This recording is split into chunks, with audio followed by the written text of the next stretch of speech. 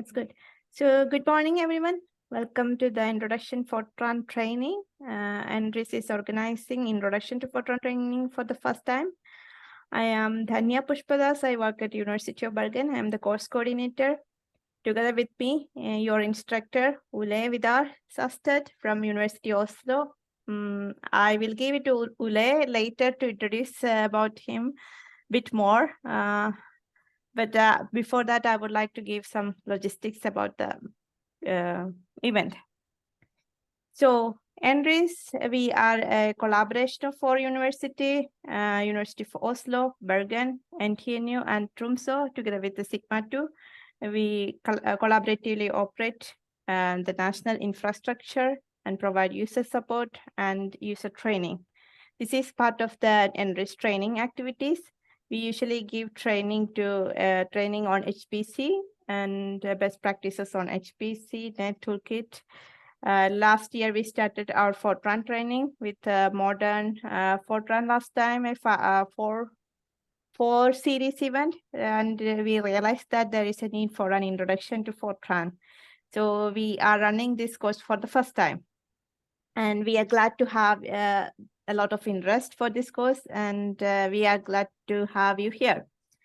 So before we go further, I would like to mention that we are recording this event, as you might have already seen, and we intend to make it publicly available after this course. So if you want to not recognizable, you are free to switch off your webcam. But anyway, we will be editing this, and we will edit out any kind of user interaction. So just want to point out. And another important thing is we follow the Carpentries Code of Conduct. So since we are many people, we urge everyone to use welcoming language and being respectful to each other. Most likely be yourself, and we would like to have a friendly atmosphere, a good learning atmosphere for all of our learners. That's our aim. And I have pasted the link of the document I'm sharing, a collaborative document where we take all the questions, and where mostly we would like to take all the interaction here on this collaborative document, and link is pasted on the chat. This document contains most of the important links, the workshop page, and NRIS documentation, and links to this page. And you should have received an email from me yesterday about installing prerequisite. So we expect that you have the necessary Fortran compilers installed on your Mac or on your laptop, whichever operating system you use. And if you already have an account on any of our national HPCs, you will get access to the training project we are using today. I already gave access to those who provided their username while registering for this course. So you will have access to Saga and the training project. And if you're wondering to have an account for this specific course, you can apply it. I sent an email yesterday, but still mentioning that. Otherwise, for all the hands demo course, you are supposed to have a Fortran compiler installed and working on your personal computer if you are using it. And we have a demo course in a couple of places. We have a Git repository, and also in Google Drive. You can download the course, and the slides also linked here, which I will be going to present. And on Saga, you can find the codes here under this folder. Yes, I have a poll for you that type an O if you have a necessary compiler installed or an account on national HPC. Please type yes or no. You can go left side of this topmost left side of this collaborative document and press the pen icon and type. It's usually the actually it is a markdown. document, but you can just type it with a dash, and it's normal, like you type any editors. So it's not any big deal that you have to know the markdown syntax. And there is one icebreaker question. We have asked some from programming, some programming experience, and we got some information from the registration. And I see we have a quite wide range of learners persona. So we would like to know which program are you most familiar with, and please list it down. And there is one more question. Why after or during this course, how will you use Fortran? Or why, actually, maybe you can write it out why you want to learn the Fortran also. That's also a good thing. And ask the questions before about this line, and you can ask questions, and I will try to answer, or otherwise we can take it to Ole to answer after the session or during the session. We will see if there is any urgent question. We can take it during the lecture. Is there anything else I need to mention, Ole, or? No, I think we can think it's okay, and we take it, and then please use the HackMD document to interrupt and so on. So any questions could be posed. I mean, we'll try to answer them as best as we can. Yeah, please ask your questions, because there is no simple or serious question. So every questions are very question related to this event is welcome. So without much delay, I would like Ole to take over the screen and give an introduction about yourself. Ole is our most experienced person at NRIS. I would say like that. Go ahead, Ole.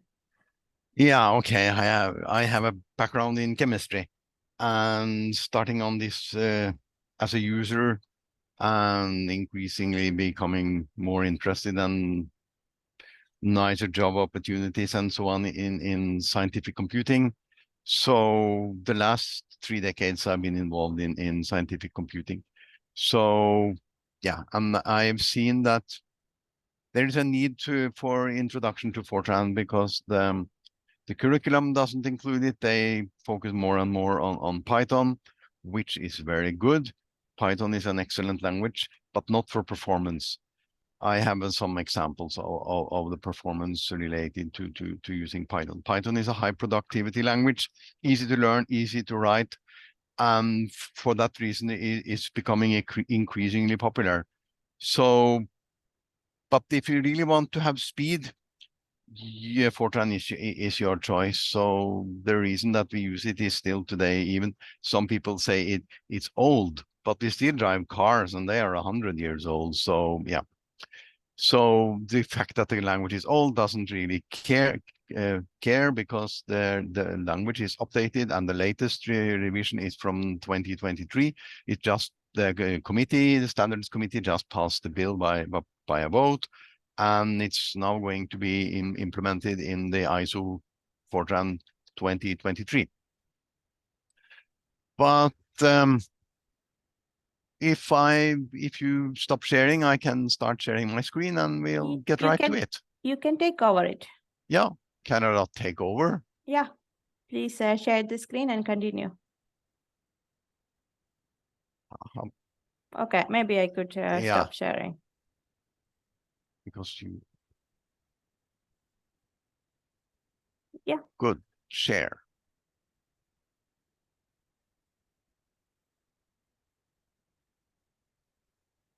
Now you should see this one. Yes. Yeah. For those of you who are interested, you can scan the code. Part 1, this is the first day. We have several days of half-day workshop. And there's a history behind this language, because it's a very old language. It came out of the early computers. In the early days of computers, we are bypassing the time where you had to hard code everything with wires and such. We are kickstarting at when the point is that you could write machine instructions in plain language. and you had a program that translated each machine language mnemonic or a keyword into bit pattern. And you had to write in like load 1 to register A, load B to register, load 2 to register B, and then issue the command add B commas A, and you got the result in the accumulator register and so on. And that was a revolution for programming. But quite soon somebody figured out that we should make things easier. So then Fortran came along, and it's an acronym for formula translation. So it's made for translating formulas. And you don't need to be a rocket scientist to understand that doing system admin work or string handling is not very good at in Fortran. So we'll cover a little bit of the syntax development, because the early syntax was coming out of the machine coding language. Well, it's not really a language at all. It's a machine instruction. And we will cover data types, why still in use. It's an interesting question. Scientific language, which is a statement, not a question. Compilers, efficiency, dusty decks. I mean, in the old days, things were on punch card. You've probably all seen punch cards. Otherwise, I'll show you one later. And compatibility with the older codes and new codes and such. The training is an introduction from old legacy code to the more modern Fortran 90 or Fortran 2018. It's the new standard. Many of you will meet old legacy code, so I'll go through some of the legacy code and show you, so you know how it looks like and how you can translate it into a more modern counterpart. And I expected that you had some knowledge. Yeah, and about the 66 standard was introduced generations ago. A lot of things have happened especially there was a really big jump in 1990 when the Fortran 90 came along, and then it's been updated a lot of times since that one. It's not a parallel programming training, this one. The programming parallel, most people are using either OpenMP or MPI, and MPI is just a set of functions you call, so it's not really anything with the language. Since co-array Fortran isn't really catching on, I'm not going to touch upon that one, but there is something called co-array Fortran that you can look into in a textbook.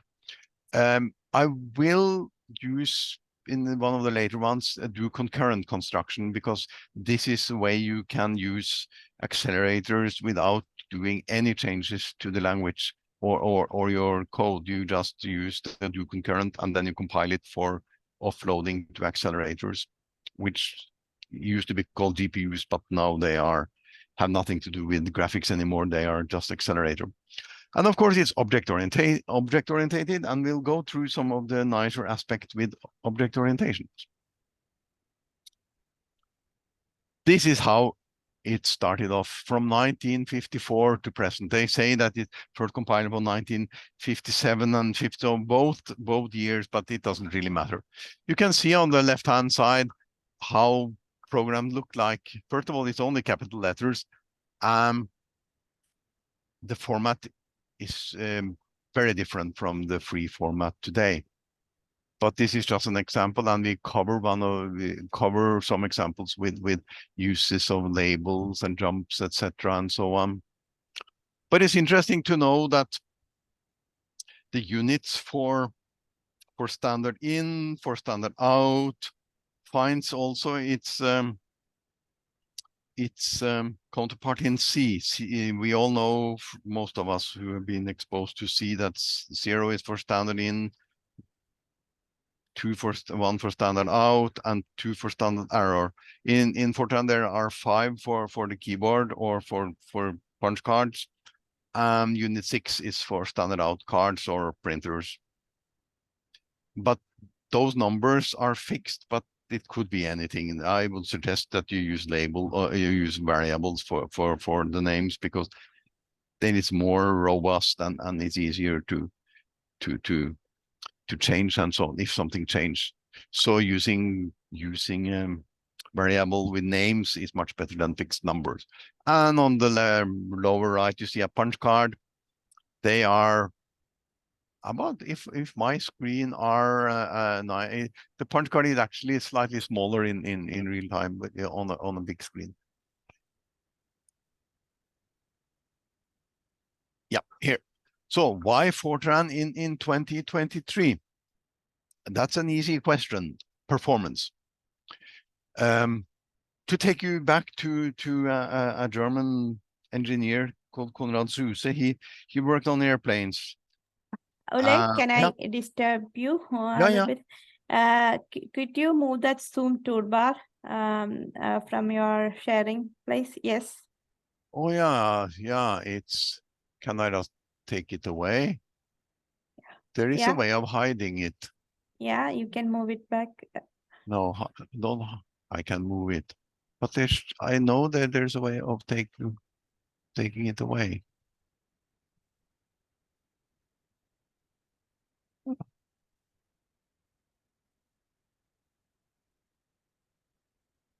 You Yeah, just move, drag it from the other side, or yeah, I can move it here. Yeah, sorry. Yeah, now it should be better. It's okay. Good. no, not it. It's okay. No, I can see that. Your screen sharing is paused.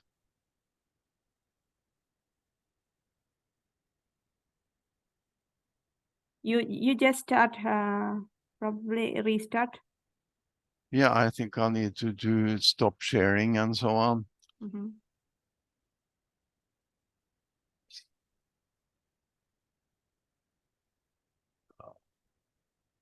Share.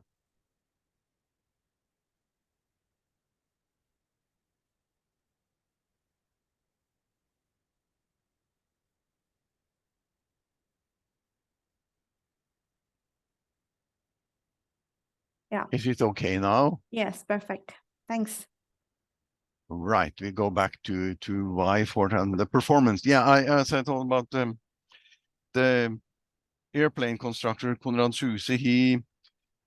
He had set up some equations for calculating the forces on a wing, and he ended up with, I think, 20 or 21 equations with 21 unknowns. And for those of you who played around with equations with n amount of unknowns and variables, it's not doable. So he constructed a computer that could do matrix operations, 1941. And to draw the connection today, machine learning is more or less matrix multiplications. All these neural networks are in the computer realized as matrices, and to get the coefficients and so on, you multiply the matrices together, which is the same thing.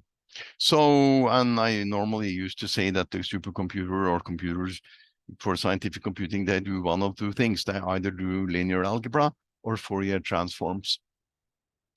And since linear algebra is so important, I run the Python code and see that for a small example, 2000 by 2000 matrices multiplied together using an old Fortran code, I arrived at some numbers, and Python I arrived at some other numbers, and you can see that this speed up is significant, from 22,000 seconds to 0.7 seconds.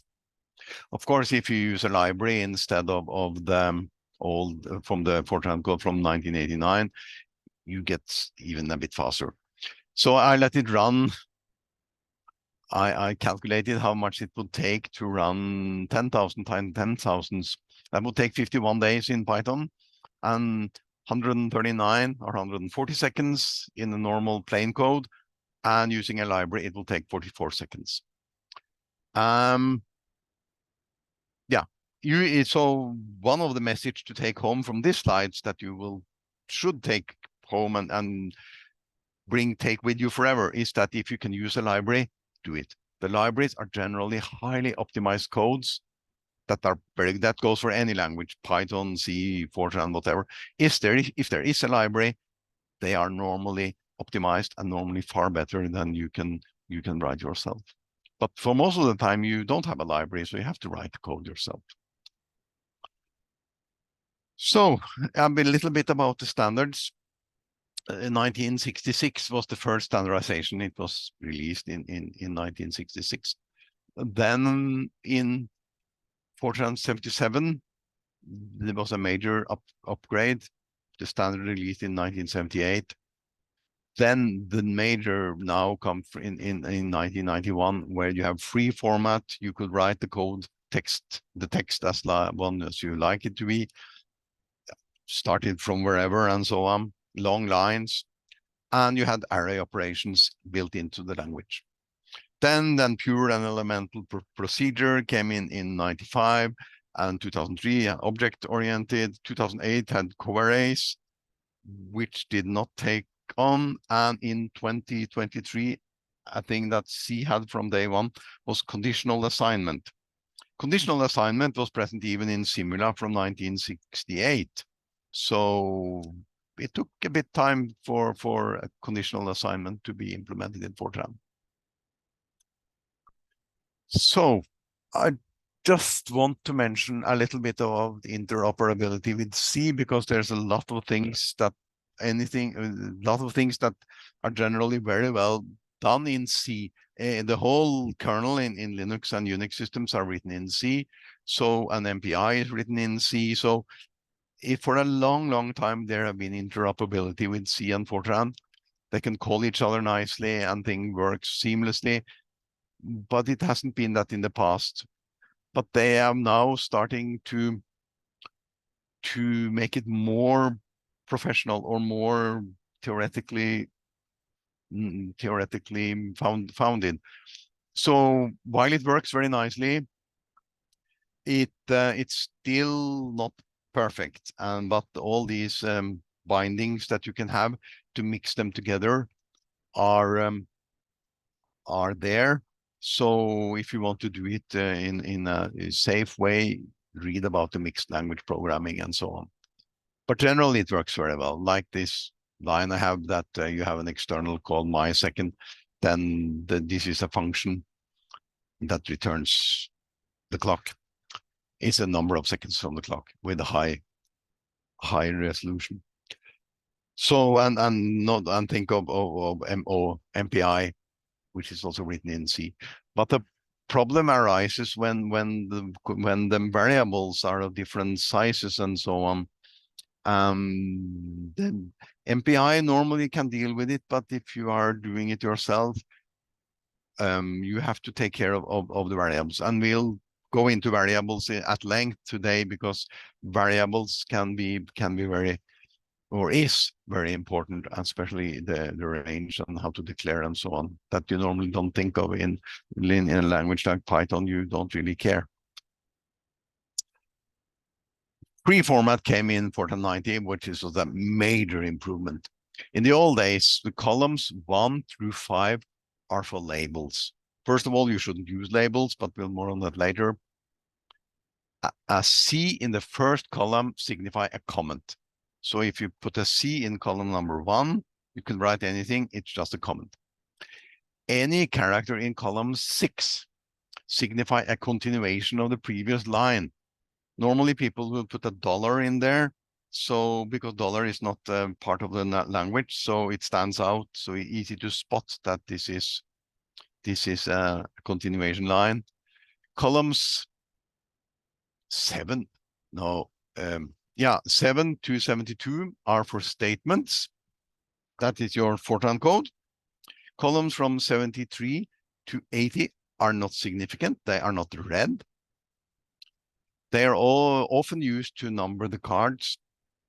Imagine that if you have your program and you have a pile of cards, maybe you have 1,000 cards. That's fit nicely in a box. 1,000 lines, 1,000 cards. And you suddenly lose the box of cards on the floor. how do you sort them? There are machines that can sort the cards for you. If you have numbers from column 72 and out, you can ask them, you can go to the operator, hand them in and ask politely if they could sort your cards for you. But I don't think that any one of you will ever see a punch card or use a punch card. Blanks are insignificant, hence do 15i is a variable, and more on that later because that's an interesting thing. But just remind that do blank or space 15 space I will be considered as a variable. But this is historical. I go through the historical things and the old syntax because some of you might encounter old ancient code and have little clue what's going on. So we'll spend some time going to the older standards and so on. This is how people used to write programs. This is a sheet of coding sheet. There's one line per line. You see column 1 is special, then the 5 other columns are special, and column C for continuation, etc. This is how you write your program. Normally, you will write it a bit easier to read because this is bad handwriting. And this sheet you will then hand in to the punch staff. They will read your code like this and punch the cards, and you will get a deck of cards back. You see the line numbers are written nicely there. They are incremented by 10 for each line, so that if you put in an extra card, you could just say 602 or 601 instead of have to change all the lines. So that, but these are old tricks that doesn't apply anymore. But I think it should be interesting for you to see such a coding sheet, how things were done in the old days, and you handed that in.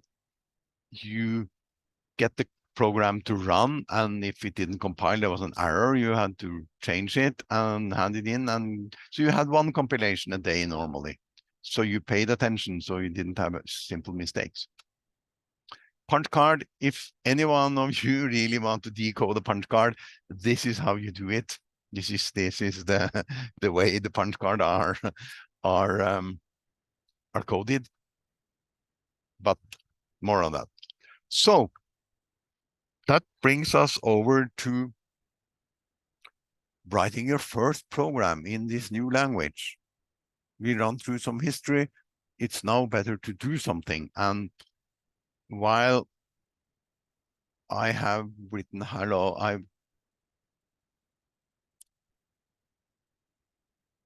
I've changed it's now only called hello.f90.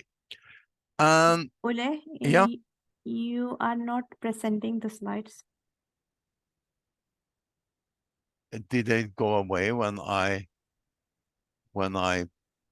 is it okay now? Yeah, it's okay.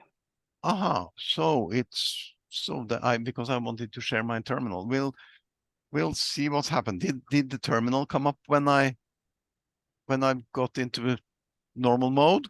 Yeah, now it came. Yeah. Now the terminal is here. Yes, and there is part of the screen is slide. Do you Yeah, want to that's have... okay. Yeah, okay. I can make the terminal a little bit bigger, like this. Is the font all right on the terminal? I would prefer a little bit bigger font. Yeah. It's okay. Yeah. And then we need to know if people have been able to log into Saga, or having everything ready for some demo.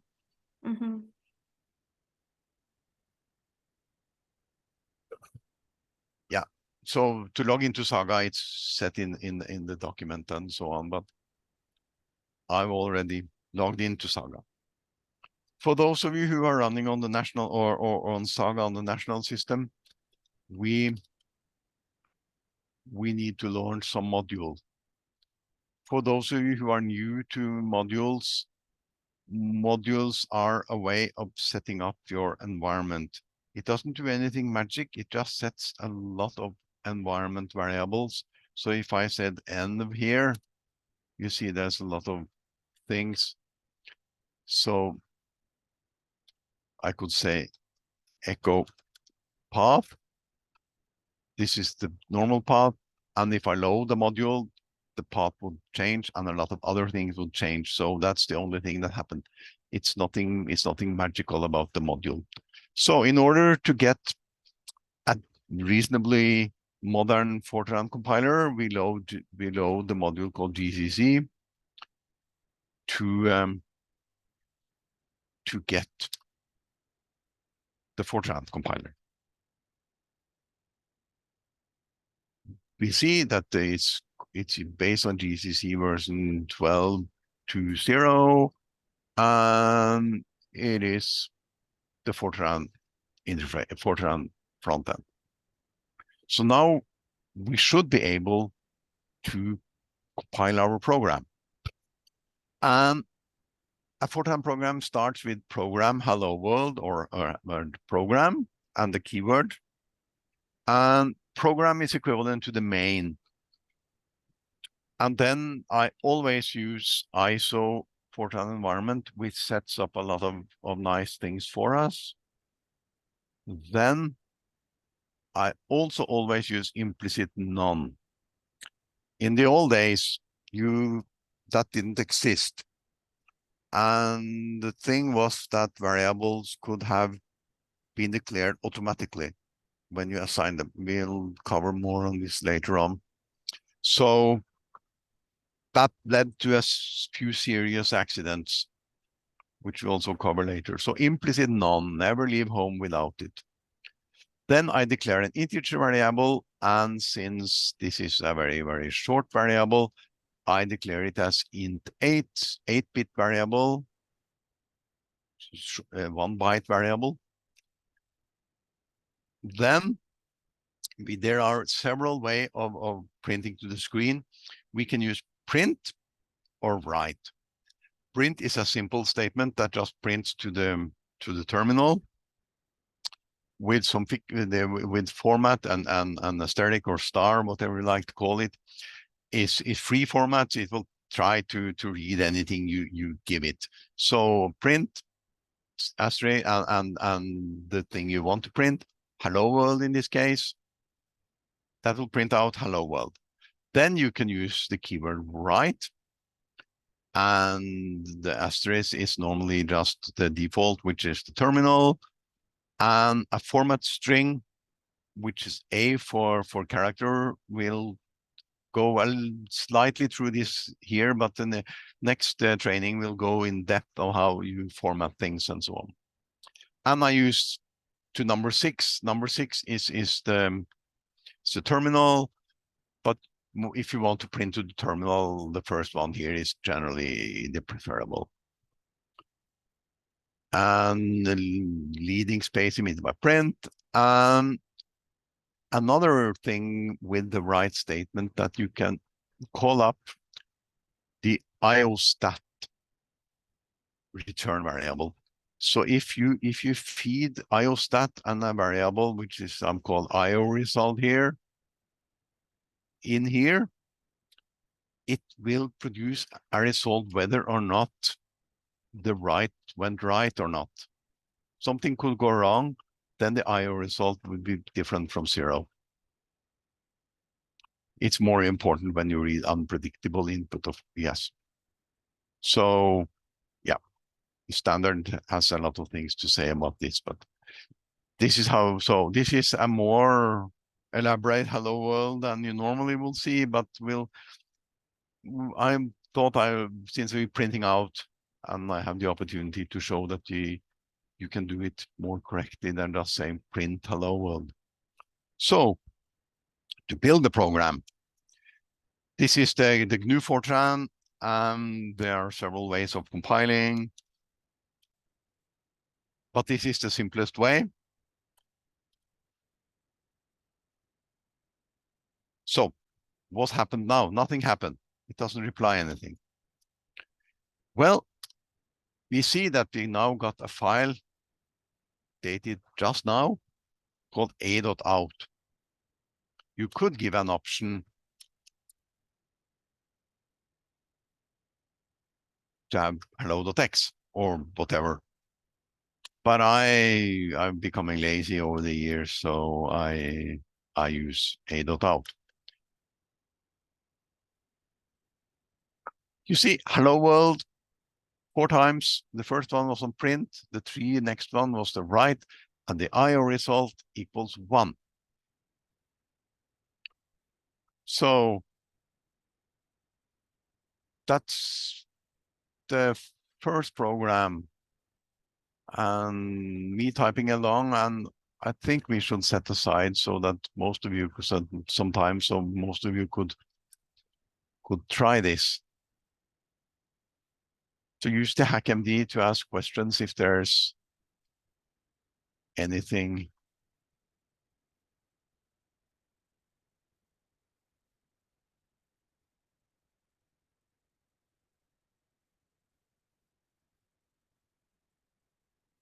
Yeah.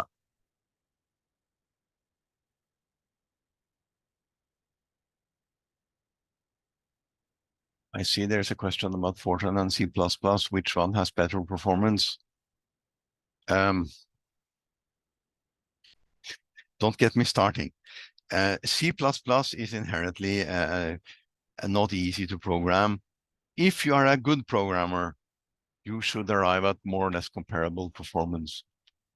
But C++ has so many ways of screwing up, like pointer here and there, and memory references being dereferenced here, there, and so on. So it's easy to get lost and have references and pointers that are pointing to a place where, again, pointing to something else that then reference the memory and so on.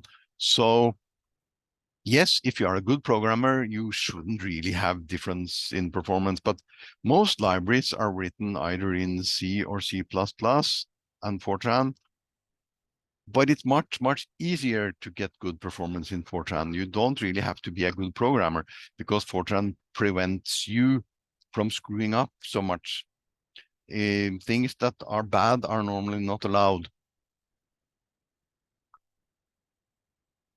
So, yeah.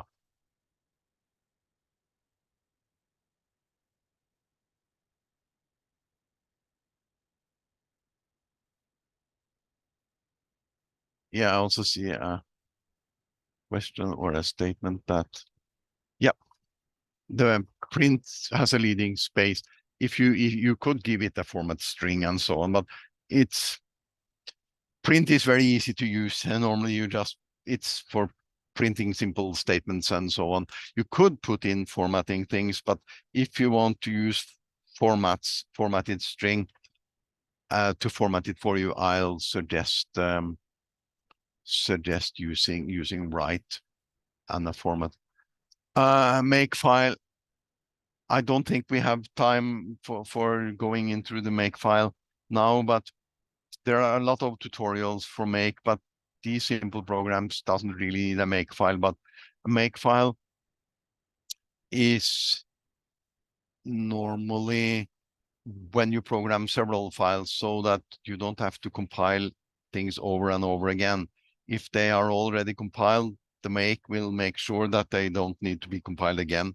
So if you only change one file, all the other dependencies will not be recompiled. It could take hours to compile a big program. If you only change one file, there's no need to compile all together. So the make file makes sure that if the object files hasn't been changed, they are not recompiled. So it's a way of dealing with dependencies. Yeah, yeah, very good. Ole, maybe we can see, especially these numerical simulations. We always have this makefile because there are a lot of dependent program in between. So Yes. we combine it together. I think this is a good question, and we can come up with some makefile use case demos in one of the series, the upcoming series. What do you think? Yeah. But most of my programs are only a single file, so it's not so easy to make a makefile with a single file. But maybe it's better that if you do it the right way and point to, I can make a make file that's easy. I think one of the things I use the seconds. So I'll think, well, I can make a make file, but it's better to point to the training about make file, because carpentry has an excellent class on make files. Yeah, I think we could, at a final session, we could have this demo about make files and all. Oh yeah. Probably it is too early for us to start with that. Yeah. But, thanks for the question. Yeah, now we have gotten through, and I see a lot of users have managed to run Hello World. It's a bit complicated this one, but yeah. It's like Lewis Carroll, I could have done this in a much more complicated way, said the Queen. Okay, we go back to the slideshow. Thanks a bit. Yeah, and if you're using a different compiler, there might be different flags, but normally the compilers are fairly similar in the flags of the simple kind. It's about optimization and so on, and things starting to become complicated. Yeah, so more on the syntax of the free format that came in Fortran 90. This is how things would be done in the old days. Program syntax, a do loop. We'll cover more about do loops and so on later on. So this is just to show you the syntax. And the lines on top are the columns. You see that the program starts at 7. 1 and 2 are for and the first 5 are for labels. And you see that there's a do 10 and so on. And then printing done. The point is here that the blanks are insignificant, and the comments are after column 72, and column 6 is for continuation. There's no continuation here, but you see everything starts at column 7. And you probably will come across programs like this, because I've seen a lot of reasonably modern program. If you dig into it, you will come across Fortran routines with capital letters and old syntax. So this is how it looks like. If you clean it up, you don't have to clean it up if you are maintaining it, but it's nice to know that this is how it looks like from 1977 onwards. Then we changed the subject to something more seriously. Variables. Naming could be important. It shouldn't be, but it is. Even to this day, names starting with I, J, K, L, M, and N are declared as integers. If you don't declare any variable and you say I equals 1, I will immediately be regarded as an integer because it starts with I, or J, or K, or M. This is the common loops and so on that we know that the loops are using I, J, and K, and L, and M, and N is normally for a constant. All others are of type real. So if you made a spelling mistake, the compiler will see that, this is a new variable. Okay, I'll start using that one. So what you think you assigned something, you didn't, because of the simple spelling mistake, and the compiler wouldn't say anything to you. So you will be happy, launch your spacecraft or your medical instrument, and the consequences could be catastrophic, which you can watch after lunch. You can watch the videos later on and see how catastrophic. So in the older days, there was a trick around this but implicit real A to Z was commonly used, so that every variable was of type real. Implicit none did not exist until Fortran 90. But before that, you could say implicit logical A to Z. I learned that trick from a quantum chemist many years ago. And he told me that if you set it to implicit logical, so every variable that it's not declared specifically will be of type logical. And if you try to assign something to a logical, like a number, a character, or whatever, it's not allowed. So it will be flagged as an error. So you spot the error and your spelling mistake will be captured. Important. So the only thing that you can assign to logical is either true or false. And that's keywords for that. So today we can say implicit none, and it's everywhere today, and it should be used everywhere. Never leave home without it. You could say -f implicit none in Fortran, but I suggest strongly that you always use implicit none. Then there are 5 types of standard variables. They are integer, real, complex, character, and logical. And the integers are always signed. I will repeat this several times. The real variables are floating point numbers, and the complex are complex numbers, consist of a real part and an imaginary part, and character, which is just a simple letter, or and logical. And there are any number of derived types, and that will cover next session, that you can write types of any kind, deal with them, make rules to deal with them as you like. I mean, this is a modern language. You can overload things, and you can do most of the things that you expect from a modern language. But the message to take home here is implicit none, period. If it's the only thing you should remember, is to always use implicit none. Then we are bringing up control flow, which is like loops or making decisions and how to control the flow in the program. Labels, which we should use today, has been with us since the beginning in 1954, but it has been with us long before that. Labels are numericals located in column 1 through 5. They are fixed points. So there is the program is stored starting from location 0 to location M. Each of the lines is either a program line, or when they are translated into machine code, there are machine instructions numbered in different memory locations, and the label is just one of these locations that you can go to or jump to.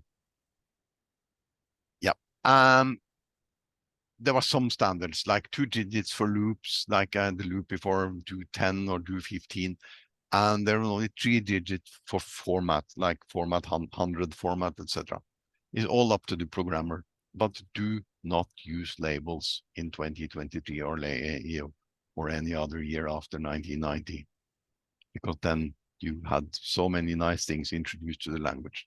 So do not use labels. Some textbooks, even textbooks to this day, sometimes come up with labels, and they are a bad thing. So if you scan the barcode and see, you will see that, So control flow, 1970s do loop style.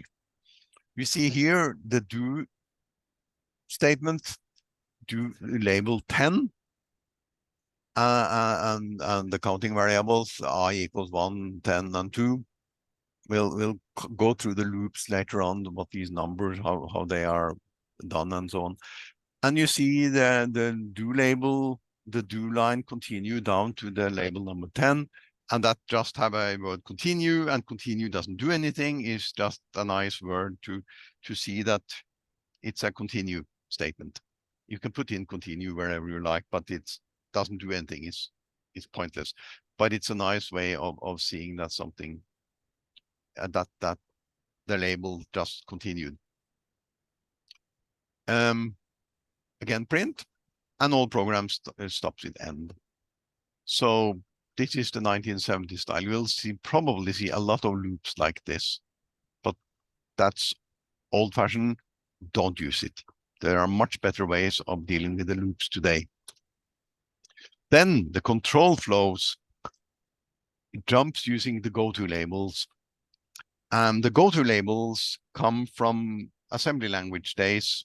I have some examples where The only way of going to a loop was to have a jump statement jumping up to the beginning of the loop again. So JP or JMP or whatever the mnemonic for different processors, and for machine learning, the instructions differ from processors to processors. So that's why the gotos were introduced in BASIC and Fortran and several other languages. It turns out to be a very bad practice with unreadable code. So goto statements should be prohibited today, no joke. But older code uses these statements. It can become inherently unreadable and unmaintainable code. So it comes from this. This is machine code for the processor most of you have on your laptops, x86 Intel processor. You see move 0, 0 to AX register, move 0 to the B register, initialize CX register to 1, or move 0 of 1 to CX. Then there is a label 20. Then add C1 to the AX, which is incrementing it. Add X and B together. Shift X, that means doubles the CX value. And then jump to 20. This is the only way of making loops in the old days, or in machine coding.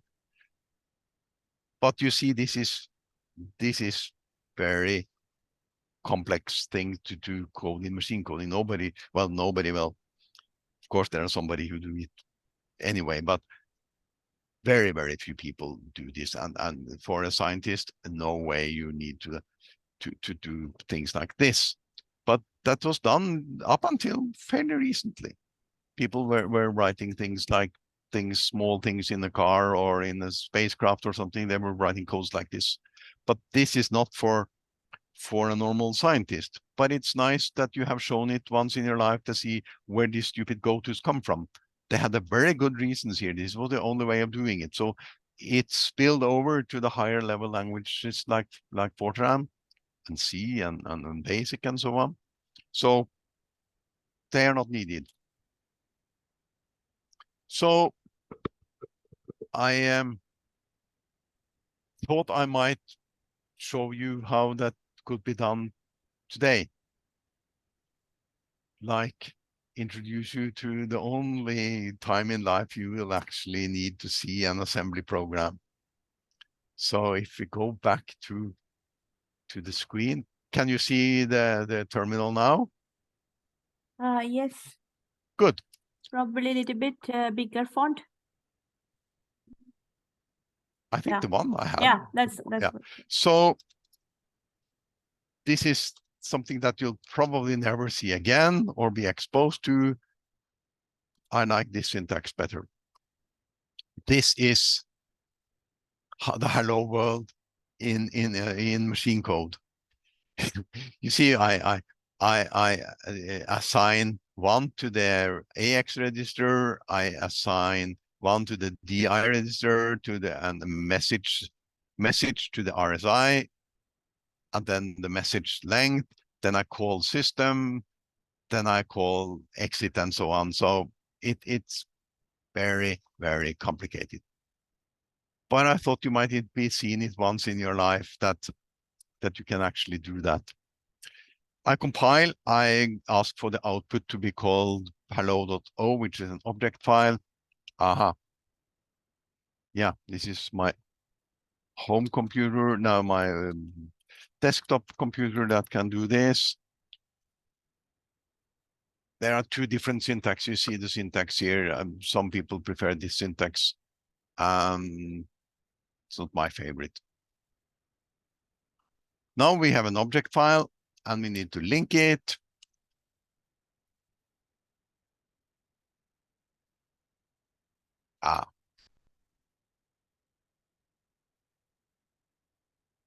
No, of course it can't.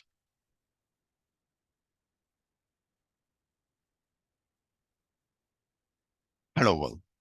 So if you want to try it, go ahead. But the important thing that is, if you run into debugging and so on, you might get to be exposed for the machine coding. But my point of showing this, that this is how it was done before the high level languages come along. And since a little bit of computer science doesn't hurt anyone. I don't think we'll spend much time on you playing around with the assembly language, but now you've seen it and you can say, okay, I've seen it. I don't have to do it. So I'm happy. We go back to the slideshow. If there's any comment on the HackMD or some question about the compiler I fought, but I don't know. I haven't tried it on the Saga, but I will check if do we have an iFort compiler, Intel compiler on yes, Saga? Yeah. yeah, we have iFort on Saga. You see the terminal. Mm-hmm.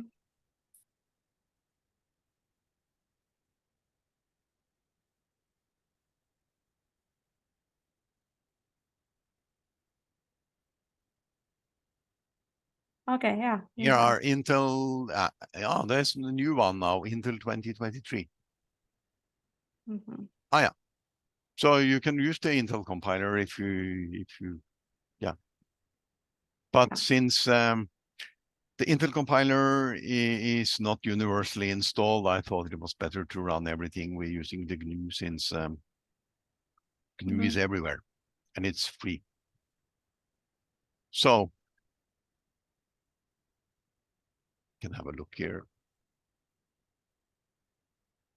Yeah, you made a small makefile. Yeah. Good. Is Fortran case sensitive? No. Good.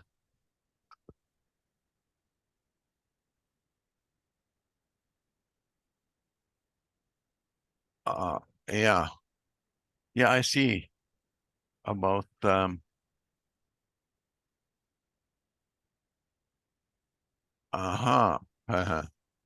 I see them.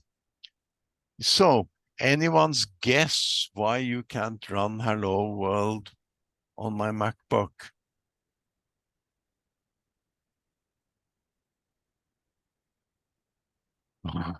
Yeah, you already know the answer. The person who wrote it already know the answer. Yes, this.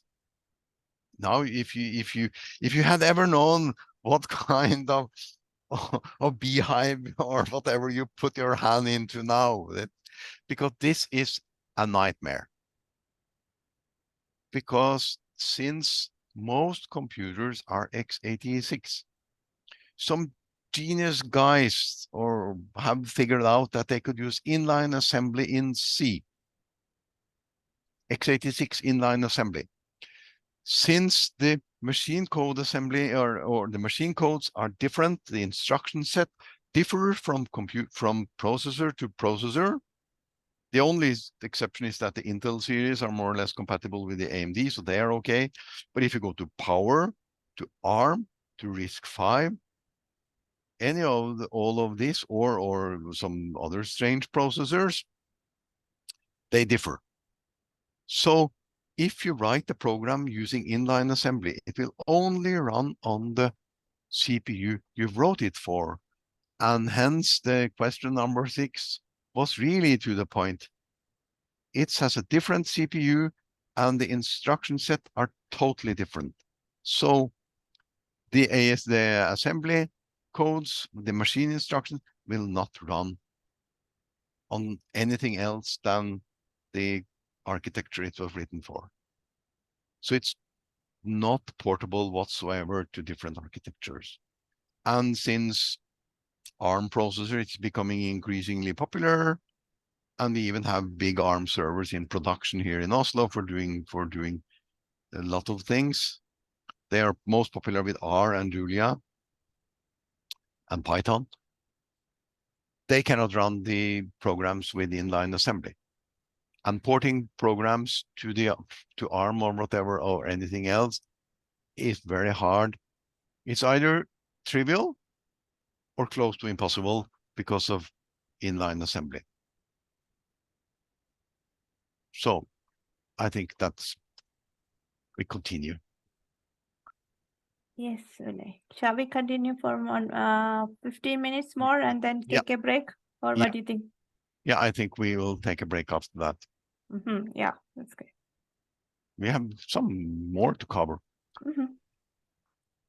So this is a bad syntax again, but you will often see stupid things like this. This is say a do loop without just machine code translated to Fortran.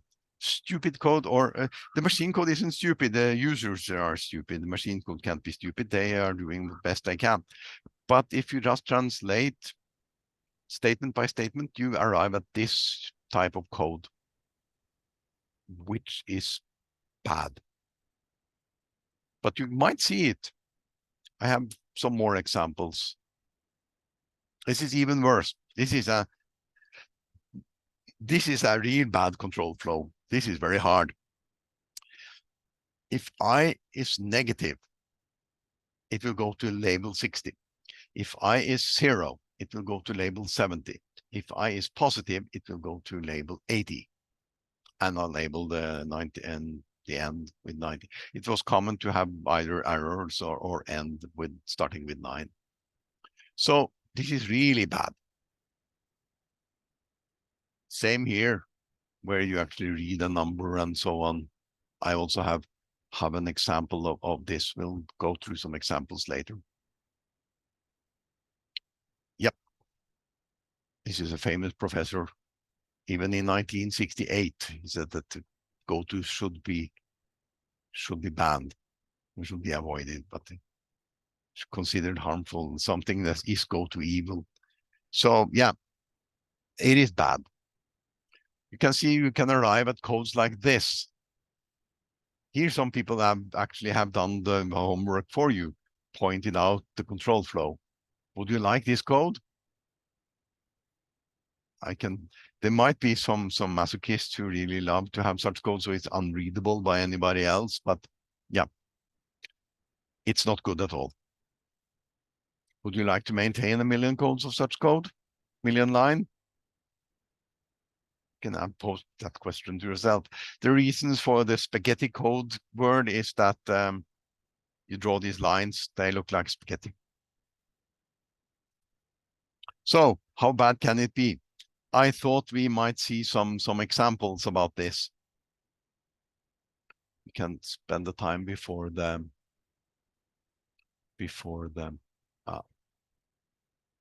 break, we're looking at some of these codes. Go-tos. I'm not suggesting that you should write any such code, but you might get exposed to one of these codes that you actually need to know what's going on. The go-tos are easy to understand. They change the control flow up to these statements, and as you could see in the assembly code, it's just a jump. The program counter would be, when it arrives to this one, the program counter will be set to 10 and you continue, and the program counter here will be set to 20 and you run to 20. Then the computed go-to, and then arithmetic go-to also. So we can yeah. You see, something has happened. Deleted features, which is very good actually. So you have to use a statement like this, legacy. And that's my mistake. I have to update that one in here. Sorry for that. I think that even might get into the Git repo, that it says that it used to have std legacy. So you see, the first one counts 1 to 10. Is that okay? I equals 0. I increase by 1. If it's greater than 10, I jump out. And that's fine. It will go to print I and go to 10 as long as I it's less than 10. Yes, when it's 11, it will bail out and come here to print done. Then I'm asked to give an integer, and we'll give it a 1. That one came out as, I gave it 1, go to, then it's either 1, 2, or 3. Oh, how bad can it be? So the first label for 1, 2, and 3 is 30, and it prints 1, and then it jump out of the sequence to 90. So the control flow, you can all see that the control flow here is hard to really comprehend. So it's not good at all. Then I use the arithmetic go to. We can do it again. We can take -1. And then it will complain that you could only give 1, 2, and 3 here. So this is only valid to 1, 2, and 3. I could have more, 4, 5. But then again, then using the arithmetic, and we'll see that it's a negative number. So for negative numbers, go to 60. For 0, go to 70. For positive, go to 80. But this is very bad. But you can come across such code, and then you will need to know what these statements doing and clean it up. Like this one would be very nicely dealt with a case statement, which we will cover later today. And you have a nice control flow and so on. So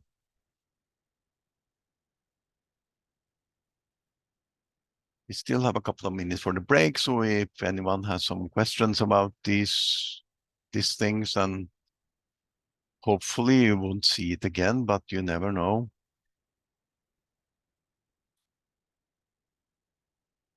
Aha. How can I debug my code using Fortran? Yes, you can. There's a lot of good debuggers.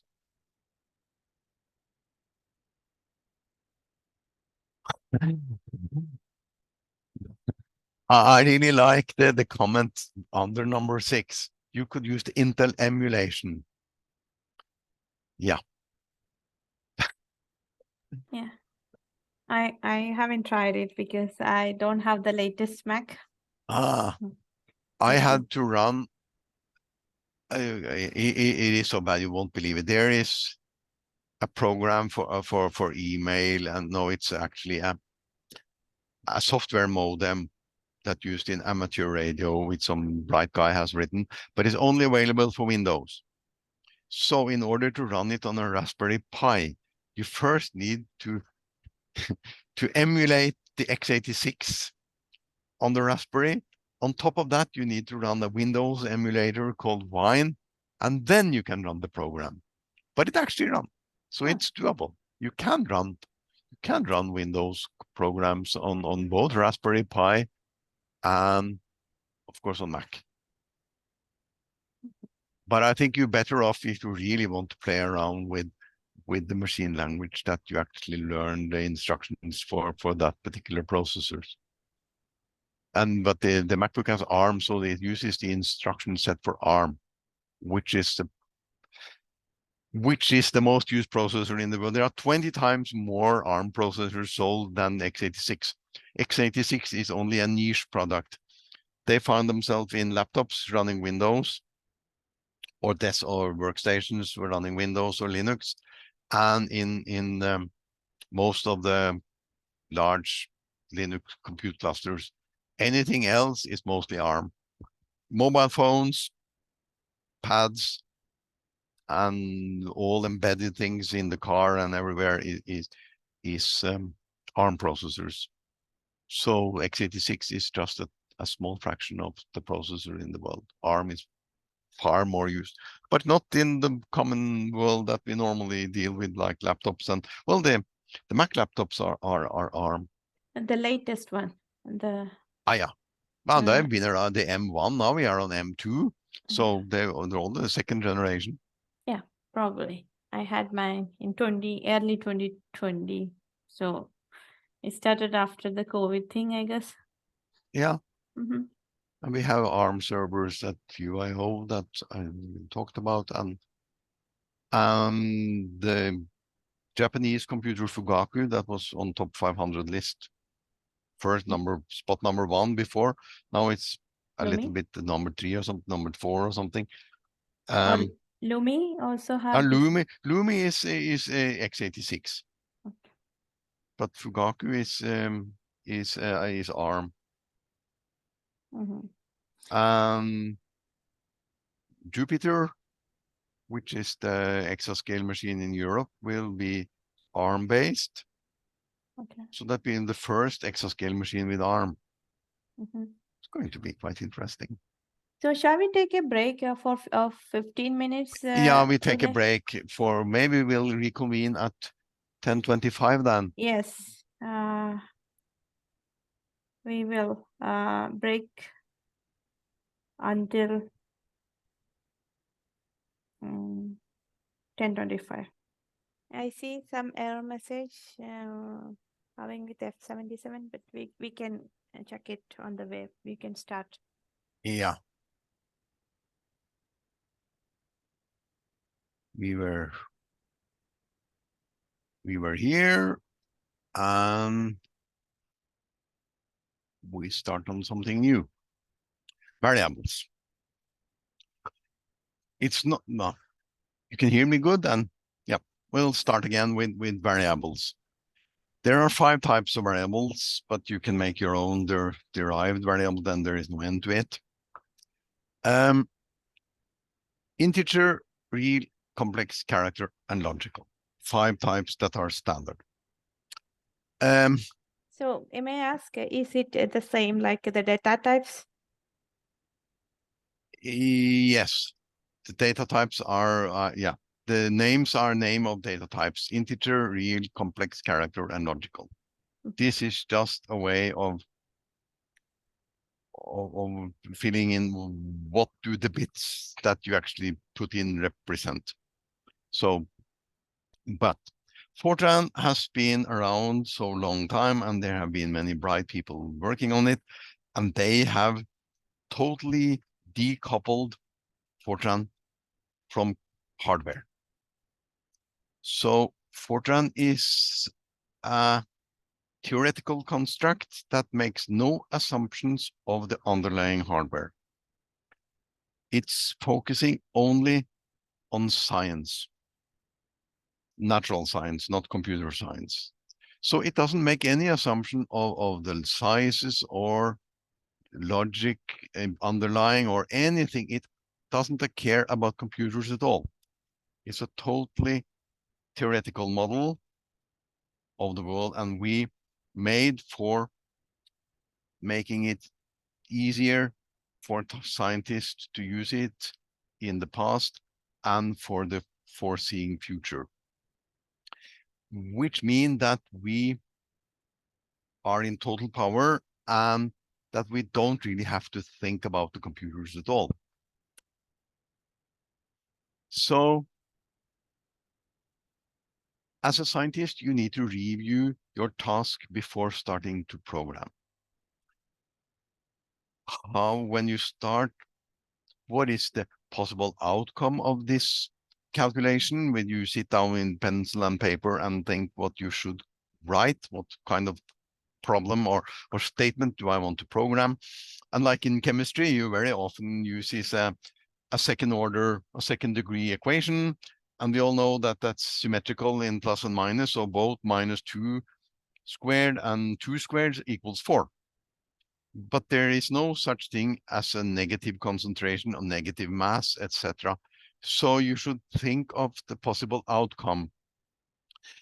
The positive and negative is an easy one, but the numbers, how large number do I need to accommodate? How big numbers or how big numbers should the integer variables cope with? Do I need 2 digits, 3 digits, 10 digits, or whatever? Also for floating point numbers, how many decimals do I need? And then what is the range of the exponent? Is plus and minus 38 okay? If you, sometimes it's okay. Sometimes I need to accommodate the Planck constant squared, which is 34 times 2. So you need more, you need up to 3 digits on the exponent. This is something that you should think about before you even start programming. When you have established the range and precision of your numbers, you can think that you feed those into the computer, into the Fortran program, and let the computer do the rest for you. So there is no need to think about float or double or whatever. You have in total control, state what you need, leave the rest to the compiler. There are two approaches. There are the human, which I just covered, and the machine approach. Another thing is that all integers are signed. This is science, not computer architecture, because in C and so on, you have unsigned and signed numbers. So we'll have an exercise which is related to how much is 127 plus 1. It could be an interesting question to pose on the HackMD. What is 128 plus 1? 127 plus 1. Of course, for scientists with thinking with paper and pencil is 128. But we have an exercise later on showing that this is not always the case. And the two movies that I have in later slides that you can see after lunch show how important it could be. So you should really think about the variables before you start declaring them. We'll use the human approach mostly. Human approach is integer arrays, lowest to highest number of digits. And the real and complex are just two things of the same. I mean, the complex just is two real numbers. Highest exponent that you actually need, or lowest, and how many decimal places you actually need. The machine can, if you do the machine approach, you can have integer of 8 bits, 16, 32, and 64. There's also sometimes you can have 128-bit integers. It depends a little bit of how the compiler will do. And you have really complex 32 and 64 bits components, which is sometimes referred to as complex 64 and complex 128. So what range and number of decimal places is this?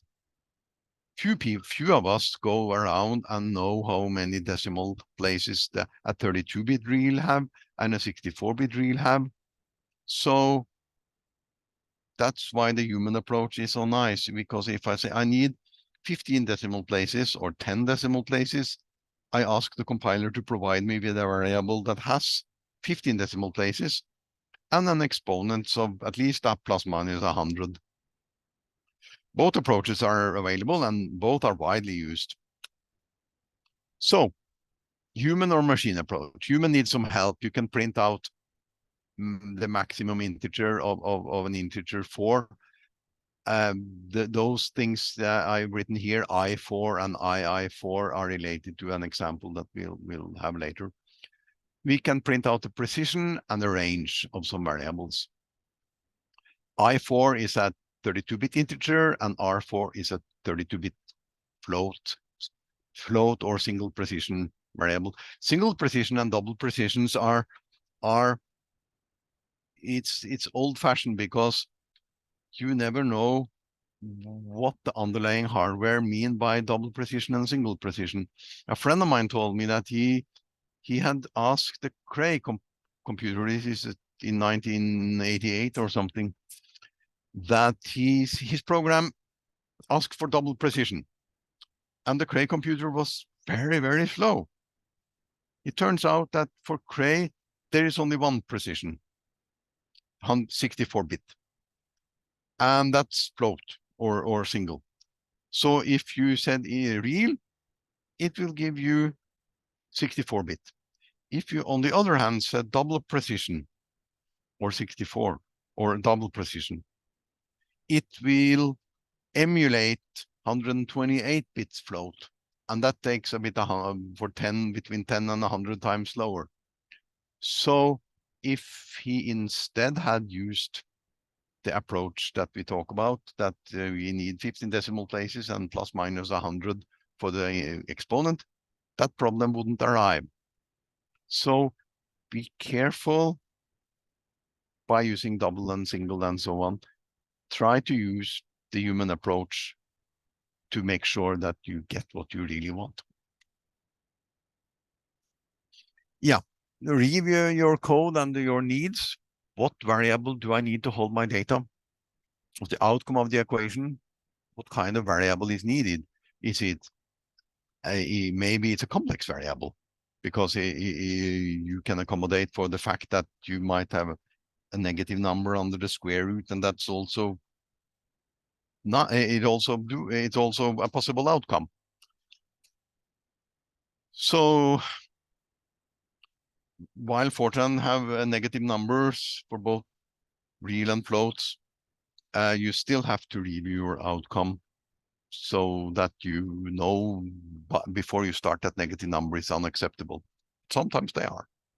So make sure that you review your statements before you start the program. Make a plan for data management before beginning to write the code, or at least have that on the top of your head while you are writing up your code. So the human approach, paper and pencil exercise. We need 15 decimal places, 14 decimal places, and plus minus 100 for the float number and integer number. We need at least so and so many digits. So we can say, and we declare an integer. It's called, and then we use the keyword parameter. That means that that number is immutable. Any attempt to assign it to something else will not be accepted by the compiler, and you get an error message. That's the significance of the keyword parameter. So we'll declare a variable. It's an integer type. It's a parameter, double colon. We call it I4 because I know that this will make a 32-bit variable. It could be anything. Some people call it small and big or whatever. This is totally up to you. This is what to suit your need and what you like. Then you call up a function that's called selected int kind. And you say that you need a range of at least 9 digits. If you want more, you can call it, as I did here, A1, but you can call it big int. And you say selected kind int of 7 with 17. And since there are only one parameter needed for this kind of function, it can be called without the r equals 17. Since there's only one parameter, you can call it with 17, and you get something assigned to the AI variable. That is the magic number of an integer with 17 digits. These numbers that the selected kind real, selected int kind and selected real kind, those numbers are up to the compiler vendor and the compiler author to do. In some cases, the number is 4, signifying 4 bytes, but it could be anything. So do not rely on those numbers. Do not use the number itself as they can change from compiler to compiler. So if you use 4 in some other compiler, that might not be valid or it could be wrong. So use a variable for those and use the selected kind, because the fixed numbers could be dangerous or could be, yeah, they are undefined by the standard. And I know several compilers uses different numbers.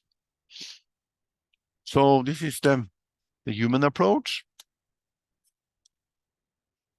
And you can declare a variable, integer of the type I8. I call it long int.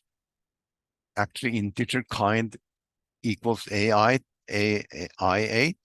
but we can drop the kind because there's only one variable. And and a real, a complex, and a logical of the special kind. And if you want to force a constant to be of a different type or a special type, like we have a constant 2.0 that we want to be a long float or long real in this case, we use underscore R8 or whatever you prefer calling it, or 1.0 underscore R4, or 1I2, which is a 16-bit integer, or 2I4, which is a 32-bit integer, or 1.8, which is a 64-bit integer. That can be significant in some kind if you multiply numbers together and such. They will have different precision and range, and that might not always be the best option. And compilers sometimes also complain that you are multiplying something that with 32-bit and 64-bit precision. So if you make sure, you can put in constants of the right type. Yeah. We can go the hardware approach way. We can use the standard environment, as I normally use ISO Fortran environment. But then you have to remember how many digits do an integer 16 have, how many decimals do a real 64 have, and what is the range of the exponents for a real 64. The hardware approach expects the users to know this, and since you are not trained or as computer scientists, otherwise you wouldn't be here because you would be programming in C or anything else, then you don't really know these numbers on the top of your head. So by using the hardware approach, it expects the users to know this. So yeah, for most machines, these numbers are standardized, but that's only go for x86 systems. If you come to Power or ARM, the numbers could be slightly different, but there are now IEEE standards for the different data types. So that helps us a little bit. But before the IEEE standard came along, it was a bit hard because you could have different range on the exponents and different numbers of decimals. So it's up to you if you like the human approach or the hardware approach. That's not my call. I shown you both. Both perspectives are widely used. So you could use one for Mondays and Tuesdays, and the rest for Wednesdays and Thursdays, and Friday you could roll the dice and see what you like. But it's not as simple. It used to be harder, because on Max 11, which few of you have heard of, there were two 64-bit format, D float and G float. So the delta float had 16 decimals plus minus 38. The Golf float had 15 decimals and plus minus 308 for the exponent. The standard IEEE 754 changed this, and there is an update on the 2020 as defined today. If you can look that up on the internet and see how it's defined. So yeah, you can say you can use the ISO standard and say 2.0 underscore real 64 or 2 underscore int 64 to have a long int and so on. On the lower right, I put up something that's also really bad code, because integer times 4. It's in many cases signify that it means 4 bytes. But it's never been part of any standard, and it shouldn't be used, because it's not programmed using the notation are not valid Fortran 77, 90, or any other Fortran. So avoid using data types times n. Rewrite to something more sensible. So if you see this integer 4, integer 8, remember that this is not part of any standard.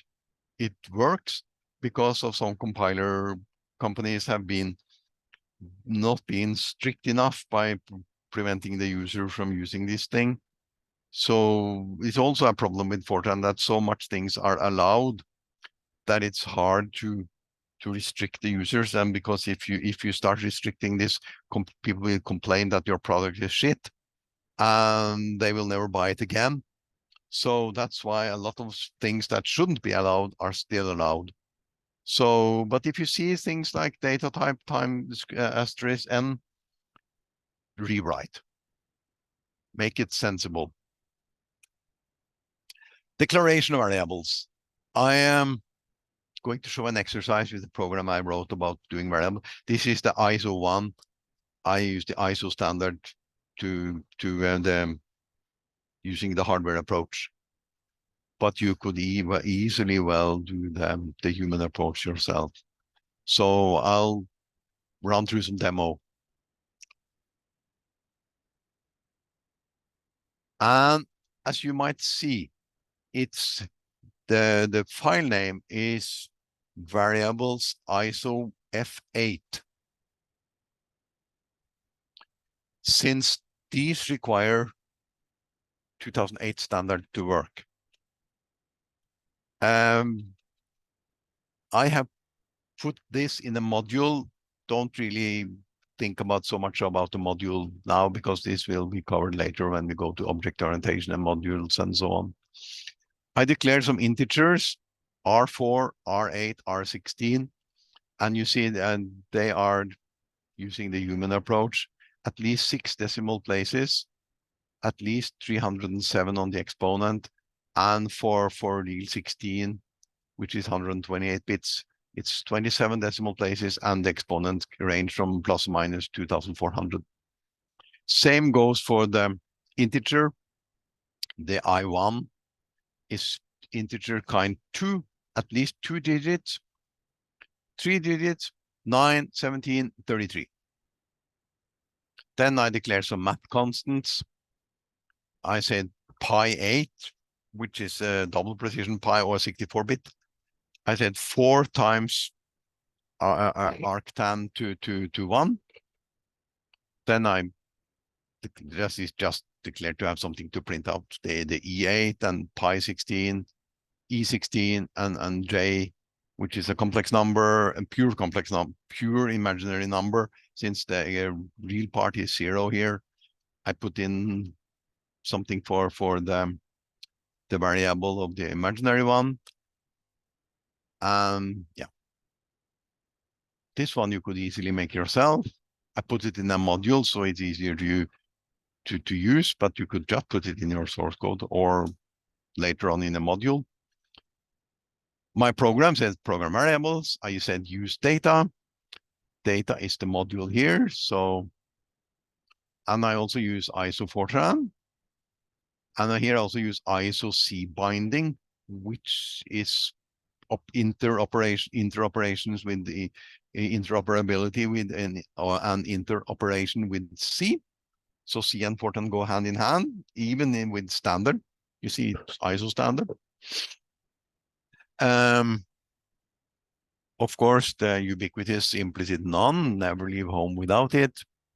And I declare some logicals. Spending 8 bytes on a logical seems strange. Yes, it is. So a logical could normally be the smallest one. Actually, it's only need 1 bit. Some integers, some reals, and some complex. And a character called with 30 length, which is called form for format. I assign form to a format string here. We'll cover that later today about what format. We have some compiler version and compiler options. They are part of the ISO Fortran environment. So if you don't use ISO Fortran environment, those 2 lines here wouldn't work. I print these constants. I print out the sizes and so on, how many bits they are taking up. And here I have some strange variables that are, you see here, C float. and C double. C uses float and double, which are 4-byte and 8-byte, RCC and so on. So we can see that later, how much size of these variables. And maximum and minimum, and so on. And then we are coming over to the 2008 standard, where the complex numbers can be specified by the percentage sign, and you can print them. And then it's an interesting thing. What takes if you take the square root of -1 and raise it to the square root of -1? You can think of that question while I'm preparing the compiling. Fortran variables ISO.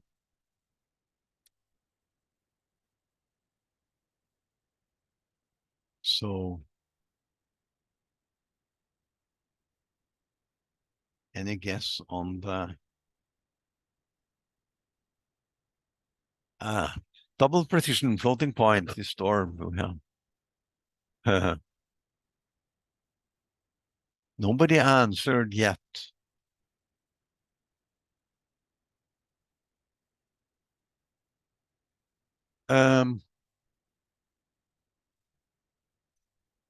It's an interesting question.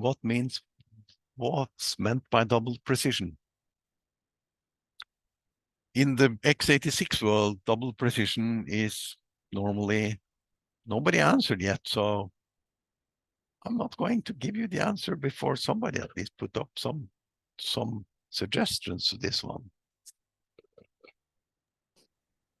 Don't worry, this is an anonymous document, so we don't know who is writing the answer. No, but somebody should come with a suggestion. Of course, if you make it totally wrong, it's the best. This is one of these things where the best answer is totally wrong. It's a totally wrong answer, because if somebody make a totally wrong answer, it forces me to explain it once again. So we can run the program. That will give us the answer. That's why I wrote the program. Nobody dared to answer. It's also a very good. It's also very good, actually, because that means that these users that we have now will use the human approach. They don't care about how many bits and bytes that are behind the scenes. So the user approach is much better. The human approach, I mean, it's much better. There are 3 takes on 8 bytes. Yeah. On our computers that we normally use, this is the correct answer. But as I said, the Cray would have 16 byte. So if we start the program, we'll see that it prints out pi with a different number of decimals. It prints out E with some different number of decimals. It prints out a complex number in single precision and prints out the complex number in double precision. Then we see that a logical 1 is 8 bits, 2, 16, 32 as expected. And the 1 byte here, this is why I signify use the I1 and I2 and so on, uses up to 64 bits for an integer. And the I16 uses 128 bit. But you see the real 32 and the C float, they come out with 4-byte 32 bits. Real 64 come out with 64-bit and the C double with 64. The R16 comes out with 128 bits. Complex of single precision of float, 8 bytes because there are 2 of them. Same goes for the 8, 2 of them, so they have 128. And with the 32-bit, with 128, they come out at 263.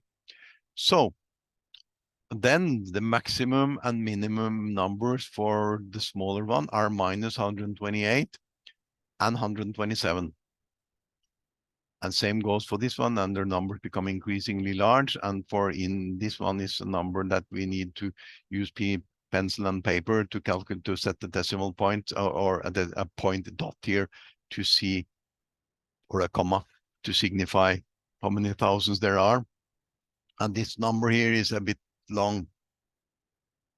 This is the number for Scrooge counting his money. That will need such numbers. And of course, this number, I mean, even this number is much greater than the number of atoms in the universe, not to mention this one. And that gives us an answer to the question about what if you take the square root of -1 and raise it to the power of square root of -1. That gives us a real number, a purely real number, which is an interesting result.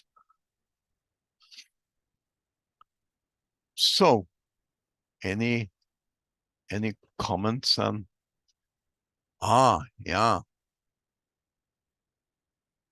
Old style Intel x87 used that extended precision, but that was never part of any standard except the Intel one. Yeah, that's an interesting one.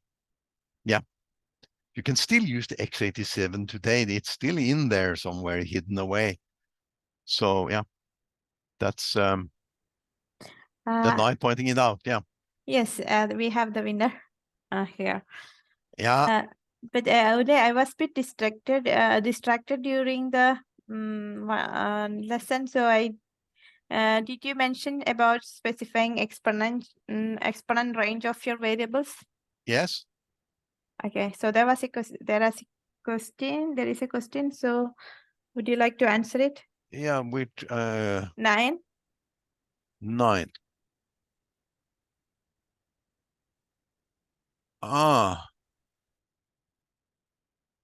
What the exponent specify? When you say that you specify the, yeah. I am.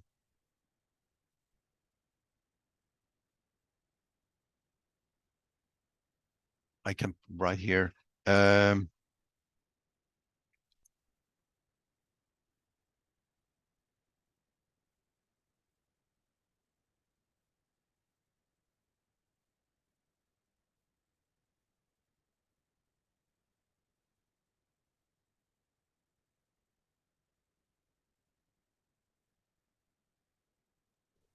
I assume you were saying that declaring it as a double precision? Not. Yeah, no, let's say you want at least 10 to the power of 23.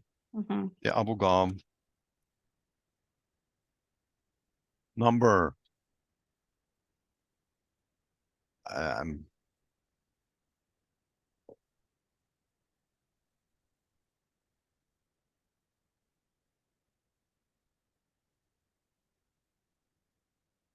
You then need to set the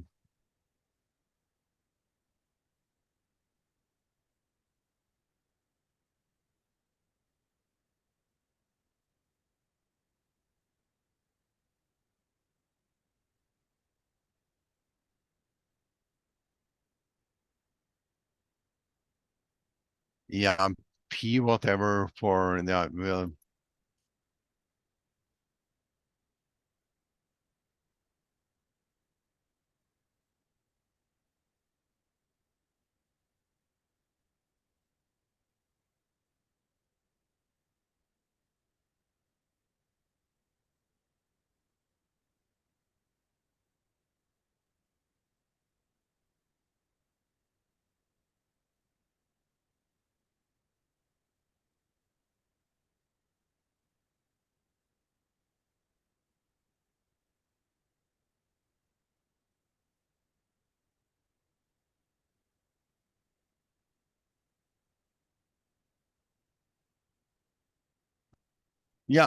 I am arrow with the variable. Yes. Unexpected. So this is probably another compiler, and that's part of the 2008 standard. Yeah, that's why I insisted on you making it also an .f08.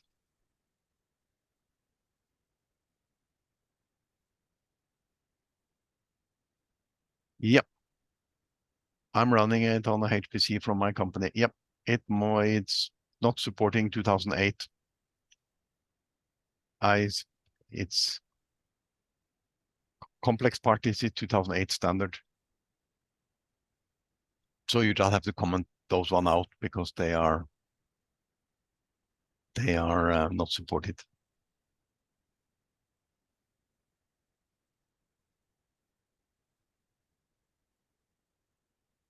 Yep.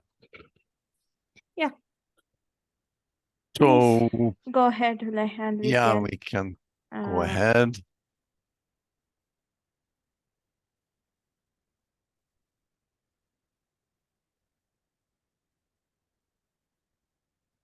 Poor programming kills people. Somebody said that she was on the stage and it was about safe programming and good programming practice. And she said, poor programming kills people. And there was a general laughter. And then she said, that is something to laugh about. And she came up with a few examples that poor programming actually killed people. And it's true. That's why you should watch the videos later on. I'm starting with an error that didn't kill anyone, but it was a spaceship. The whole thing boils down to a simple mistake. And I recovered the program or I rewrote the thing so we could actually see what's going on. So it needs to be run in the legacy Fortran. And have anyone spotted the error?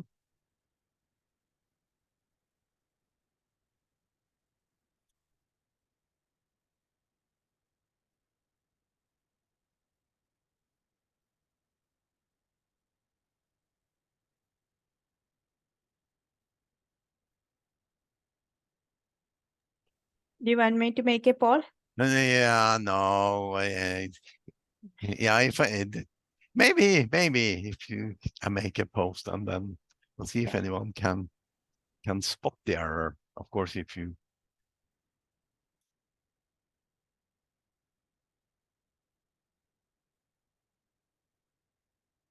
which is fairly important of declaring variables. It's important to review your code, and there's a lot of things to be learned by this. Spot the error. Yeah.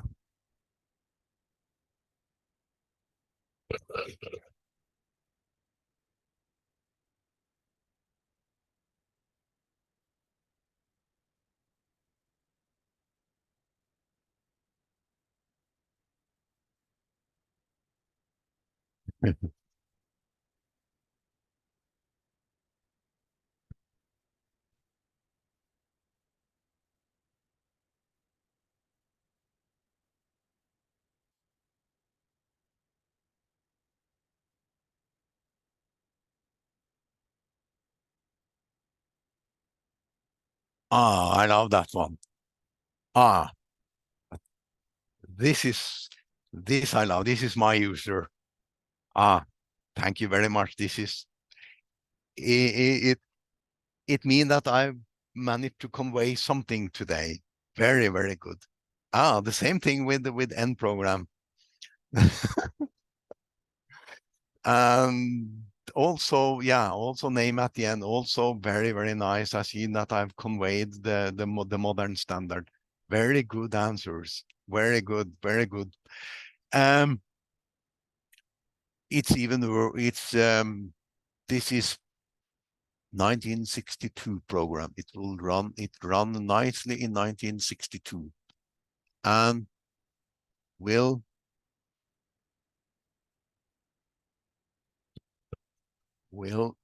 compile it and see what's happening.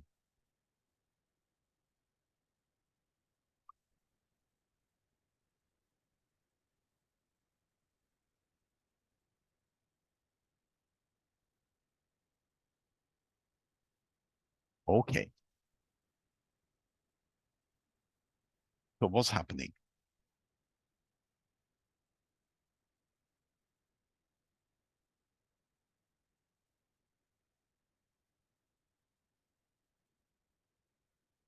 This is a bit strange.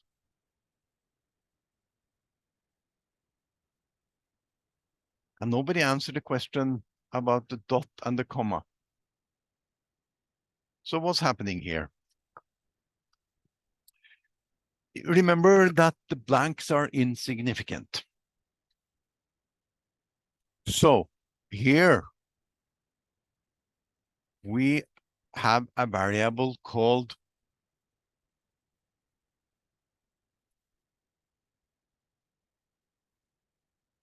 do 15I,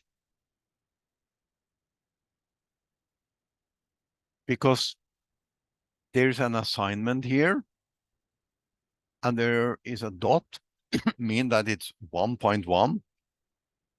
So the variable do 15I is assigned to 1.1. 15 continue doesn't do anything, it's just continue. And then the variable do 15I is printed. And what we get 1.1. And of course, there are some rounding errors out here, but who cares? There's no loop, there's no nothing. The only thing that we're wrong here is the dot instead of the comma. So they lost a spaceship because of a dot instead of a comma.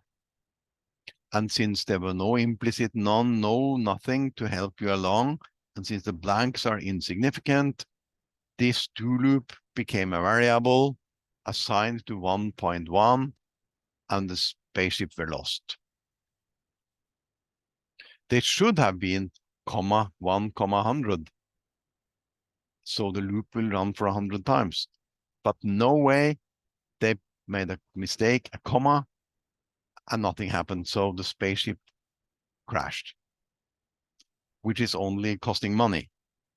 It's a bit more worse than if it's costing some people's lives, which we can bring us to the, unless there are, we can see if there's any comments. But I like the two other. Precision is not declared space, very, very good. And the programming, they're very, very good. I mean, this is that you have understood the modern syntax and not living in the past. Very good. Well, we continue. It goes from bad to worse.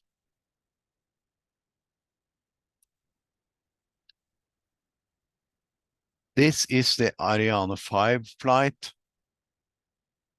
that crashed because of similar data type errors and conversion errors. So the importance of keeping control over data types and their range cannot be stressed more than pointing to the two disasters following.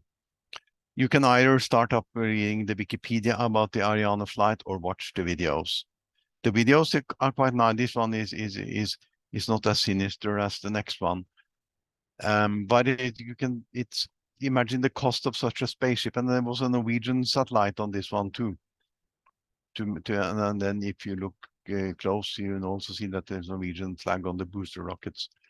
We were not involved in the software, and the software was actually from Ariane 4 and got just ported to Ariane 5, and the spaceship disintegrated some seconds after launch because of a programming mistake. The next one, we don't have time to show the videos now. You have to review them to see the videos after lunch.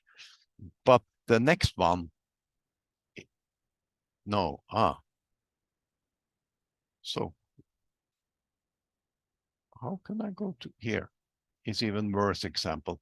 The Terak 25.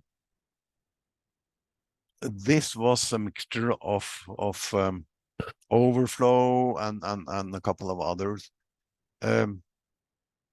These radiation machines actually killed a few people.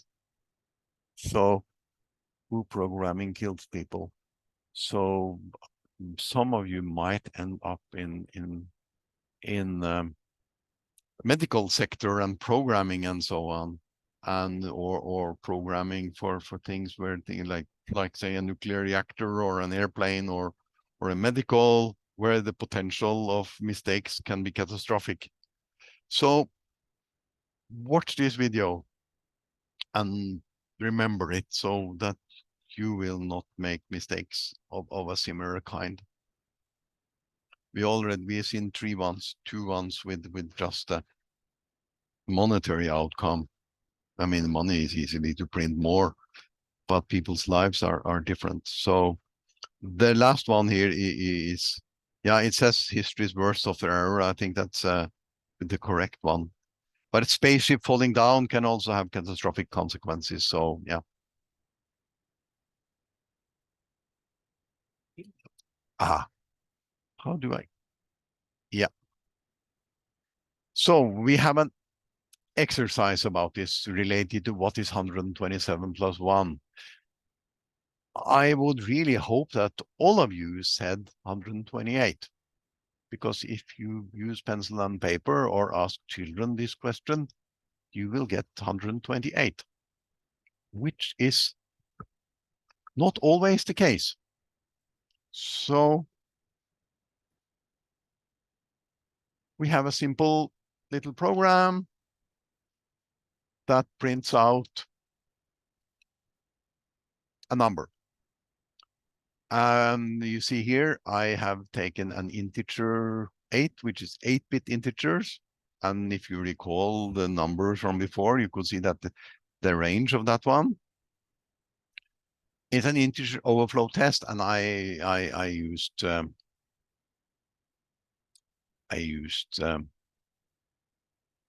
do while loop. We'll come to control structures later on.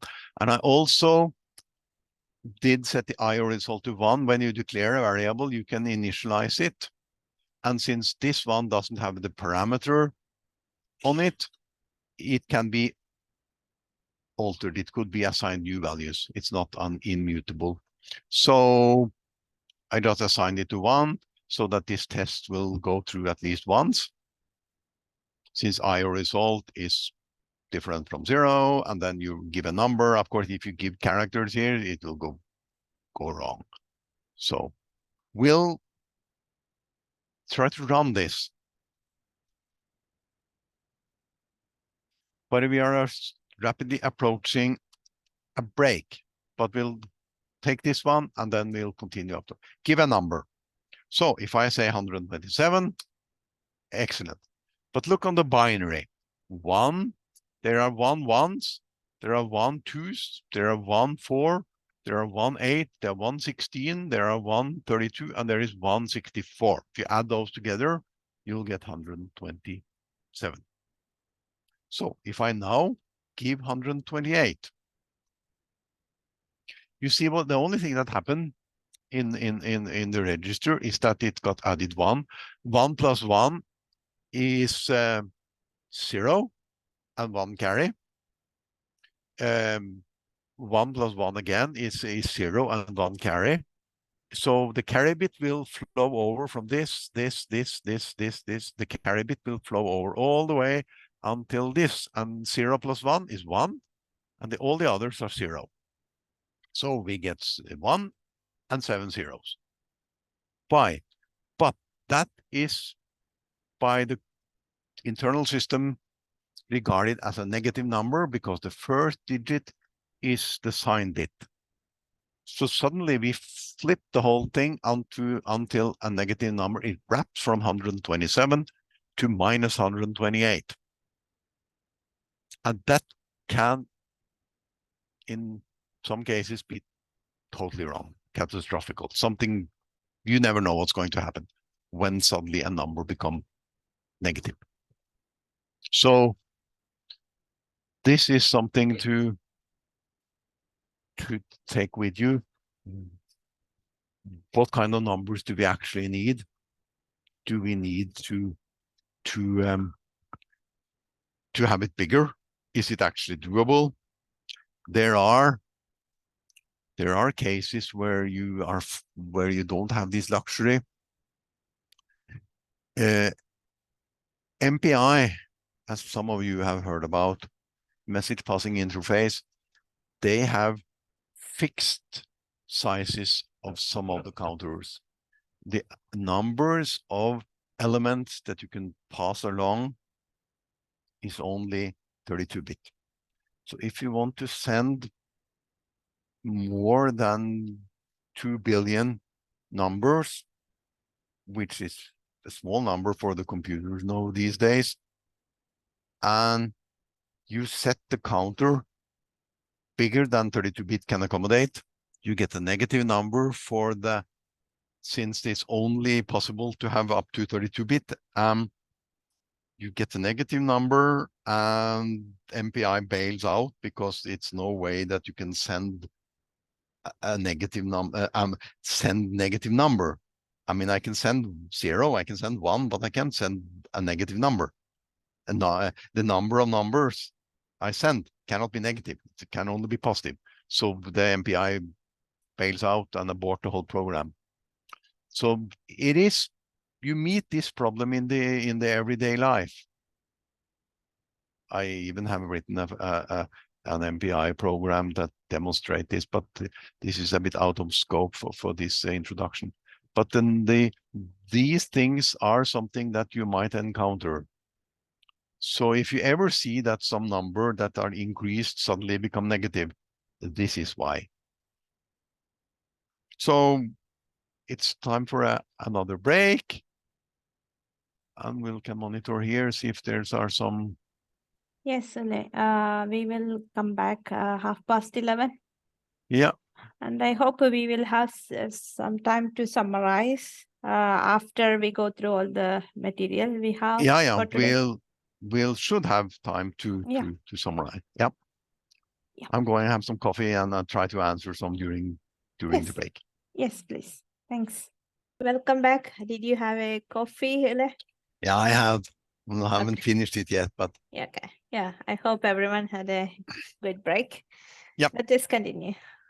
Yeah, we continue with formatting output. I've touched upon it a couple of times, but we'll just skim some of the easy thing now, and on the next session we'll dig deeper into it. But A is for text string, D for double precision, E for real numbers, exponent notation, F for real numbers, fixed point format, I for integer, X for horizontal skips, a space, and slash is for new line.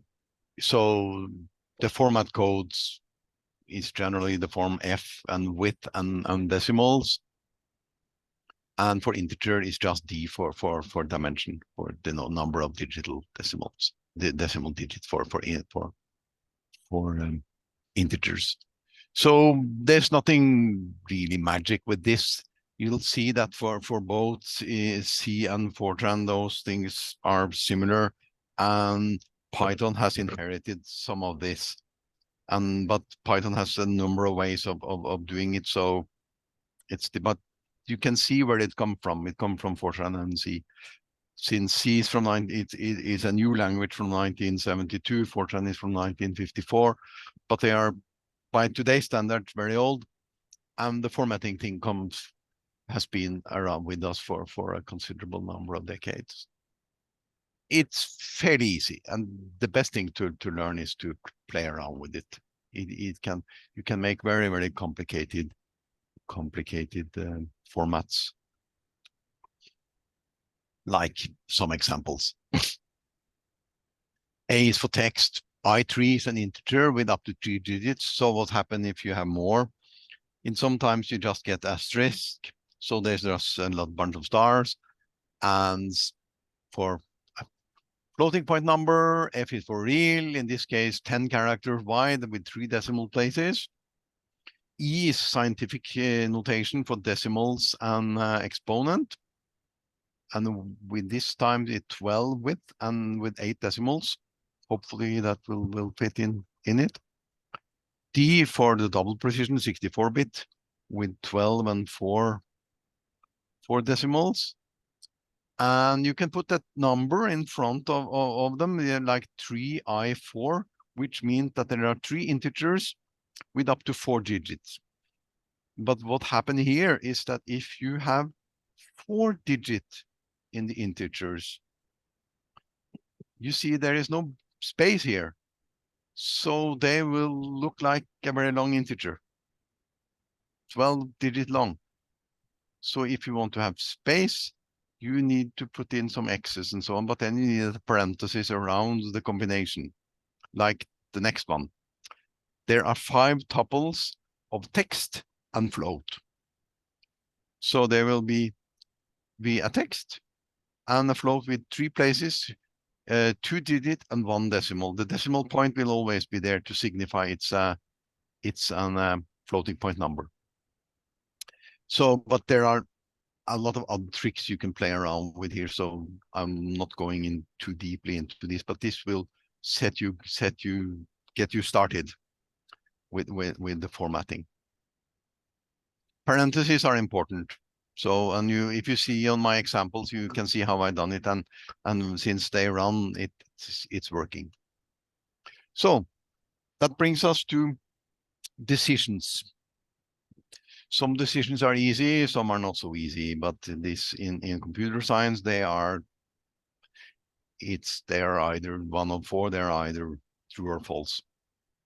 So the if test is the simplest one. You say if, and a test could be a logical or a true. You could put in true there. Then and then there's a then statement, an else state, and a statement, and end if. So this is as we know. But of course, it's not like in Python when you need an indentation. You don't need an indentation here, but it's strongly encouraged. Emacs does it for you if you use the right settings. So fairly simple. You can use logicals.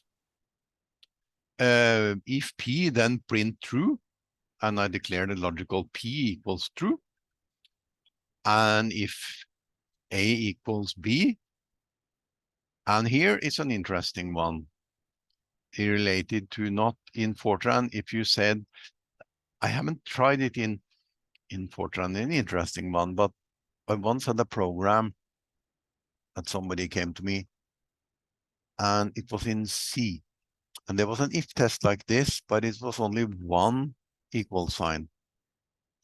And A equals B is always true in C, because it's an assignment, and it will report outcome of that assignment is always true. And the test was A, it should have been A equal 2, parentheses around that one.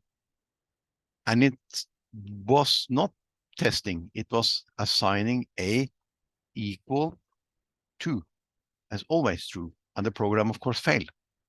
So be careful with if you ever compare a constant to a variable, put the constant first, because you cannot assign anything to a constant. That gives you a compiler error. So always put the constant first if you are testing for equal, because then there is no chance that you could make that mistake.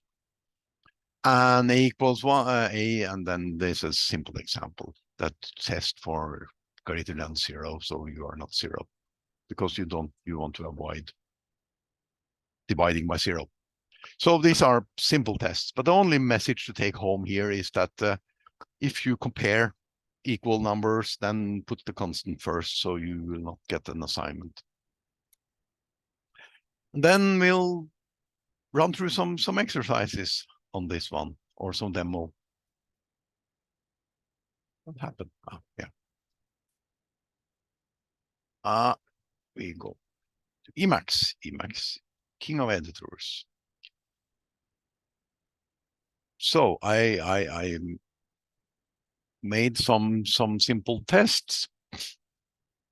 I declared some variables and I declared some logicals. This is also important. I said, give an integer.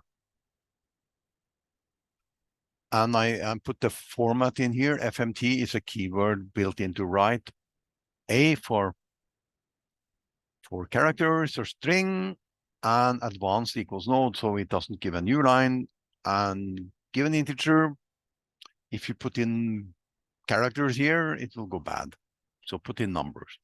I read it, print it out, and so on. If A equals B and so on, B is 10 to start with. And some other tests here are a test, and some P and Q, and some logical, so that you see how you deal with logical and so on, that you can say P and Q and P or Q and equals Q, equivalent Q, and so on. We can run it.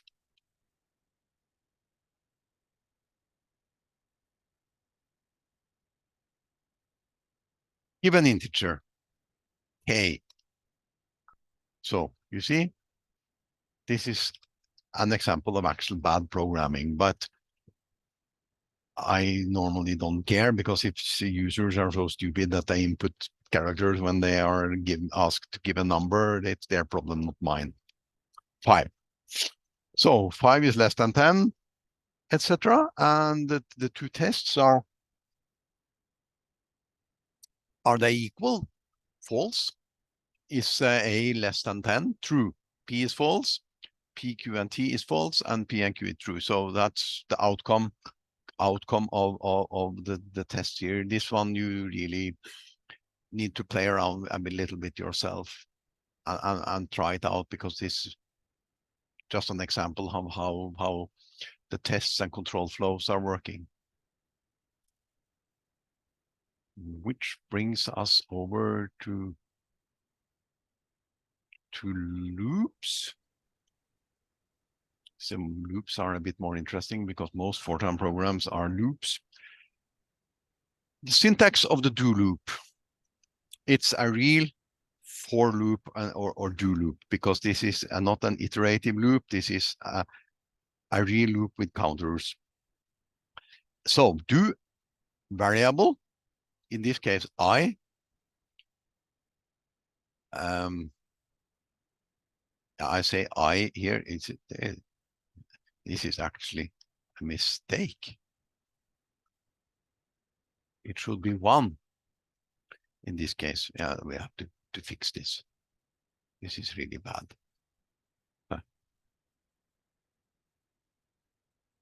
Sometimes you make mistakes like this. Sorry for that one. Yeah. So the start is 1, and N is for end. And the last one, which is optional, because it defaults to 1 if you don't put in anything, it's the step. So if we say if N is 10 and the step is 2, it will be 1, 3, 5, etc. It will take the odd numbers, because it's adding 2 for each iteration of the loop. So this is a very simple do loop. All numbers must be integers, and hence remember that they had to be, we don't need to have a constant. We can say J there instead of I. So they need to be integers. Yeah, that's not much to say about this simple loop. It's iterative loop, backbone of Fortran, as I say. Yeah, I can add on this about specifically when we do this climate simulation. I guess most of the users are there. So Yeah. we start from like I as a starting year, like 1900. So I do 1900 to 2100, and every year K for 1. Yeah. Then inside there will be another loop for the month. Do J is equal to 1 to 12 and to 1. And then there will be another loop for the days. Do 1 to, that's months, days we will be having in a variable. Yeah. So it might be interesting if you do it further. And this, I liked really this do loop things, and it. Yeah, I thought people might have making nested do loops themselves because of course there is no end to how many loops you can have. So what you are saying, you might even go down to the hours, minutes, and seconds. Yeah, at least daily. Yeah. If you are going to, especially this daily climate simulation, you will have at least 3 loops, one for year, one for month, and one for the day. Yeah, if I also So, recall climate codes, they also normally are in either further inside, it's in yeah. 3 dimensions, X, Y, Yes. and Z. Yes. So it's latitude and longitude and height. Yes. Yeah. So yeah, And time. and time, yeah, 4. I didn't Yeah. bother to making nested loops, but of course your point is right. This is how it's done in practice. Everything is much more complicated when you come out in practice. So yeah, nested loops. So Yeah, so you don't need to use only I. You can use another means I, yeah, J, K, anything. So you can just have anything, but my old loops doesn't work anymore because for my doctorate I used temperature to calculate water vapor, Mhm. and I had some thermodynamic um, um, program that could calculate the water vapor for different temperatures. And so I thought it was a good idea to have the do loop by T and have it double precision. Okay. But of course that's not allowed anymore. So Yeah. my old code won't work because the newer standards are imposing a limit on that the counter, the A, J, K, or whatever, need to be an integer. Yeah. I wonder only to mention about the nesting do loops also that the first one is not necessary to be 1. No, It it can can be anything. any Yeah, integer. yeah. Yeah, maybe we'll already do this. Okay. Yeah, yes, I guess. We'll change it to J. Yeah, Then of course yeah. they can be anything. Yeah, yeah, of course. Yeah. No. This one, and then we have this one is also an interesting one because it's an infinite loop. And now we come to the control structures that we saw they used go-tos in the old days. Today we have the exit statement. So I assume I is less than 3 when you start. I mean, assume it's 0 or 1 or whatever. This will, when I becomes 4, it will exit the loop. So it's easy to see that this loop exits. There is no jumps, whatever. It just exits the loop. I mean, it could be 100 lines of code after this exit line, but you will easily spot that, okay, I'm in this loop now, and it will exit the loop. So this is how you exit a do loop for whatever reasons you like. If you call the statement exit, it will exit the loop and start executing statements after the end do. We also have another way of doing it. We can say cycle, because if you say I only want to process some part of this array of elements or whatever, you can say cycle. That means start another iteration of the loop. And this one, if you less than 5, it doesn't do anything. It doesn't print. And when it becomes larger than 9, 10, it will exit the loop. So this is using cycle and exit. And we also have a do while, like a test in a greater than 1 or 0. It's a test in there, and I print here and set the test to false, and the loop will end. And cycle and exit as before. They are all do. So you could have different ways of dealing with this. You can either set the test to false, or you could call cycle or exit or whatever is suitable. All of this goes hand in hand.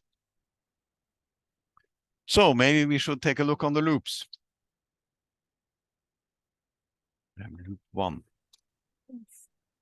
Loop F90. It's a fairly simple loop, an infinite loop. I use exit. A simple loop, I normally use 1, but I set it to 2 now, so we can show that you can use, it don't have to be 1. And a fixed loop, and yeah. Yeah, the simplest loop is just a do loop, and it's an infinite loop, but you have to have some mean of getting out of the loop, and this is the exit statement. Otherwise, the loop will be infinite. Simple do loop, start with 2, count up 1 to n, and I said n to 5 in the initial declaration of variables. Then I do while, but here is an interesting thing. You see if while I equal less than 10, it will start at some other number here that we can see. Then it's an interesting thing with Fortran, very different from C. It will be interesting to see what happened with the last loop. Anyone's guess?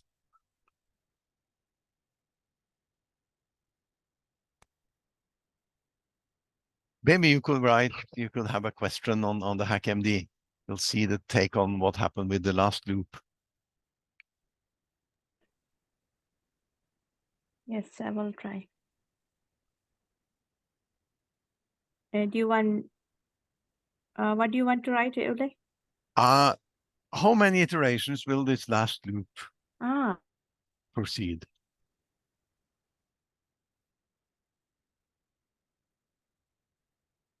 Five or any other number? Good, and then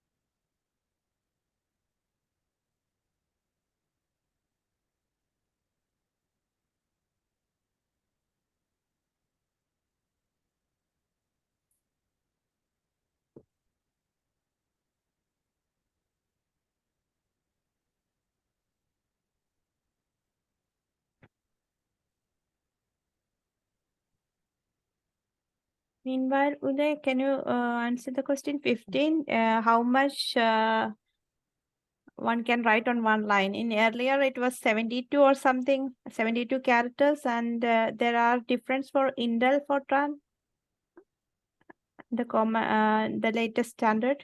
Am I right? 132 was in Fortran 90. In the Fortran accepts around more than 2000, right? Or... Yeah, I think the limit is... I know it was 72 earlier, yeah. and 132 now, but there are... I think it's more high. It's so high that it's not really the relevant question. Because but I suggest keeping it, don't use the lines so that they will wrap in the editor. I suggest using the continuation line, continuation. Yeah, I still use less than 100 now. Yeah. So, but I remember when I started coding on Fortran, it was 72. Then if I was moving more than that, I got to this compiling error. but that's changed.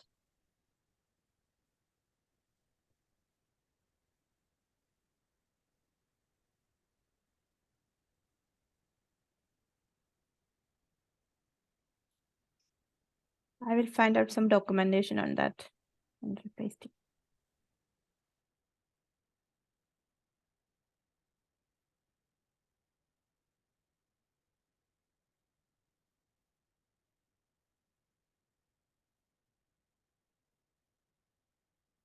Yeah. Oh, we got some answers. Cool. We run the program and see what's happened.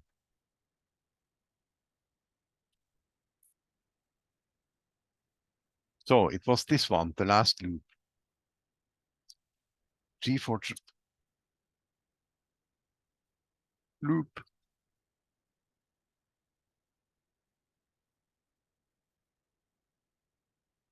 So the simple loops is easy, but the fixed loop is of some interest. It runs 5 times. 5 won the popular vote. So what happened here? It start up with I equals 1 and n is equal to 5.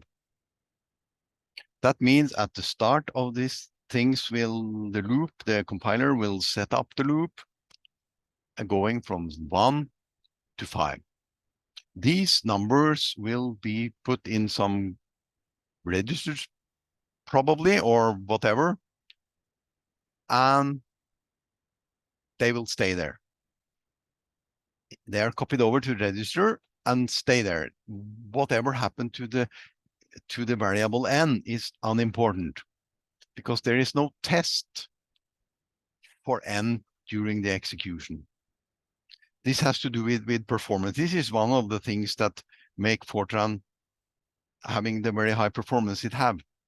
Because in C, you remember that there is normally in the for loop between the 2 semicolons, there's a test. And it's a test for every iteration. And a test, it's a couple of instructions and not very costly, but has a penalty. So the penalties are not present here. They are fixed at the start of the loop. So whatever you put n to, it doesn't matter. So it runs 5 iterations, regardless of what you put n to. So it's important to note that you cannot terminate the loop by changing the n. The only way of exiting a loop is to call the exit. So with that, we go to the second loops.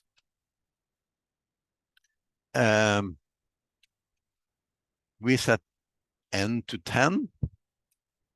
We have an IO message here, and we have an IO result. We say that the loop can start with 0, go to 8, and step can be 2. So there's not, you can put whatever you like in here as long as they are integers and in the range of the variable. So, and then you can put n half of in the loop. So then now will be 5. Loops with finer control. You put in cycle and exit, comparable to the one we had before, and a do while loop, more or less the same. As long as I put a test here, you don't have to have the one that do I equals so and so. You can use the counting variable, but this do while loop has this interesting thing that you can have the count variable, double precision, or float, or whatever you like, character even, because this is a test, and a test can be anything. So if you want to have a loop that is not a fixed loop with numbers, but a loop that can test for each iteration, you do a while loop. So here is the test for every iteration of the loop. And it's a do while loop. And here I answer the question that I said, be nice. So give an integer. And there are users that will deliberately give characters if you ask them to give an integer. And here is a way of dealing with that. We read we read from the keyboard and in a free format, but we use the IO stat and put that into IO result and try to read the integer. If the IO result differs from 0, then we exit and print not an acceptable integer. We can do it differently. We can use the while loop. We have to set the IO result to 1 first. Otherwise, that will never run into this loop. It has to be different from 0. We give an integer, we read the IO result, and we print out the mess, and we also ask for a message. Maybe we can learn something from it. And if the IO result differs from 0, we'll print the IO message, and we'll print out it's an acceptable integer. I see there was.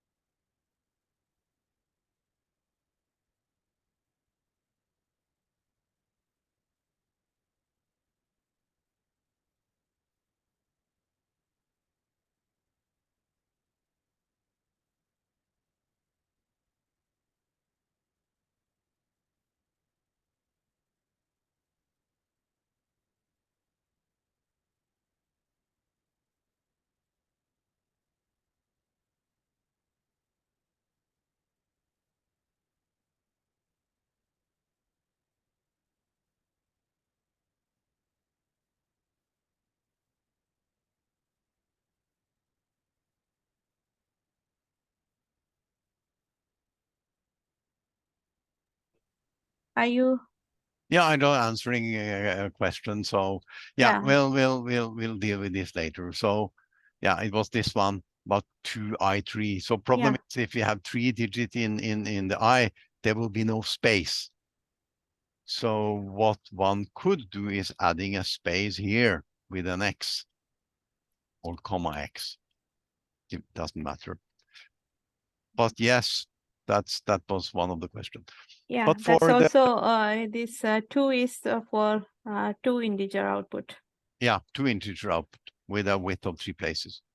Well, it's 2 of the parentheses. So if there's more, it could be more inside the parentheses, and then just I3. It could be several integers, and characters and such.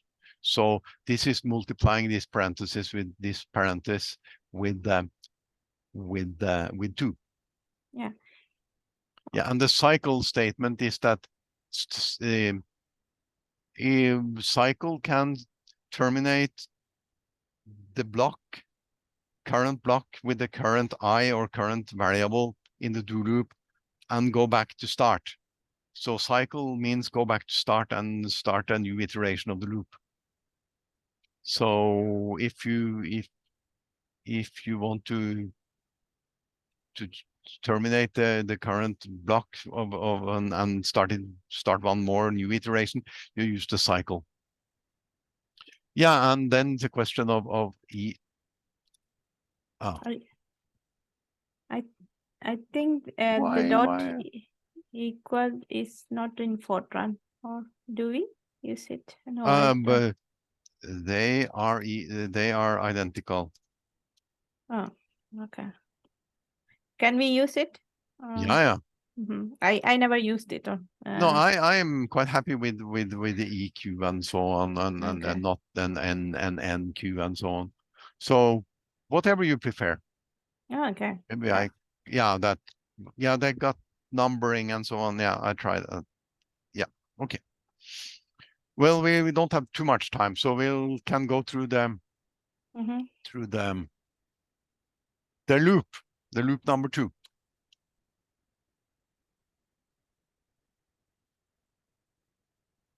Give an integer h, give an integer d. No, be nice, give 2.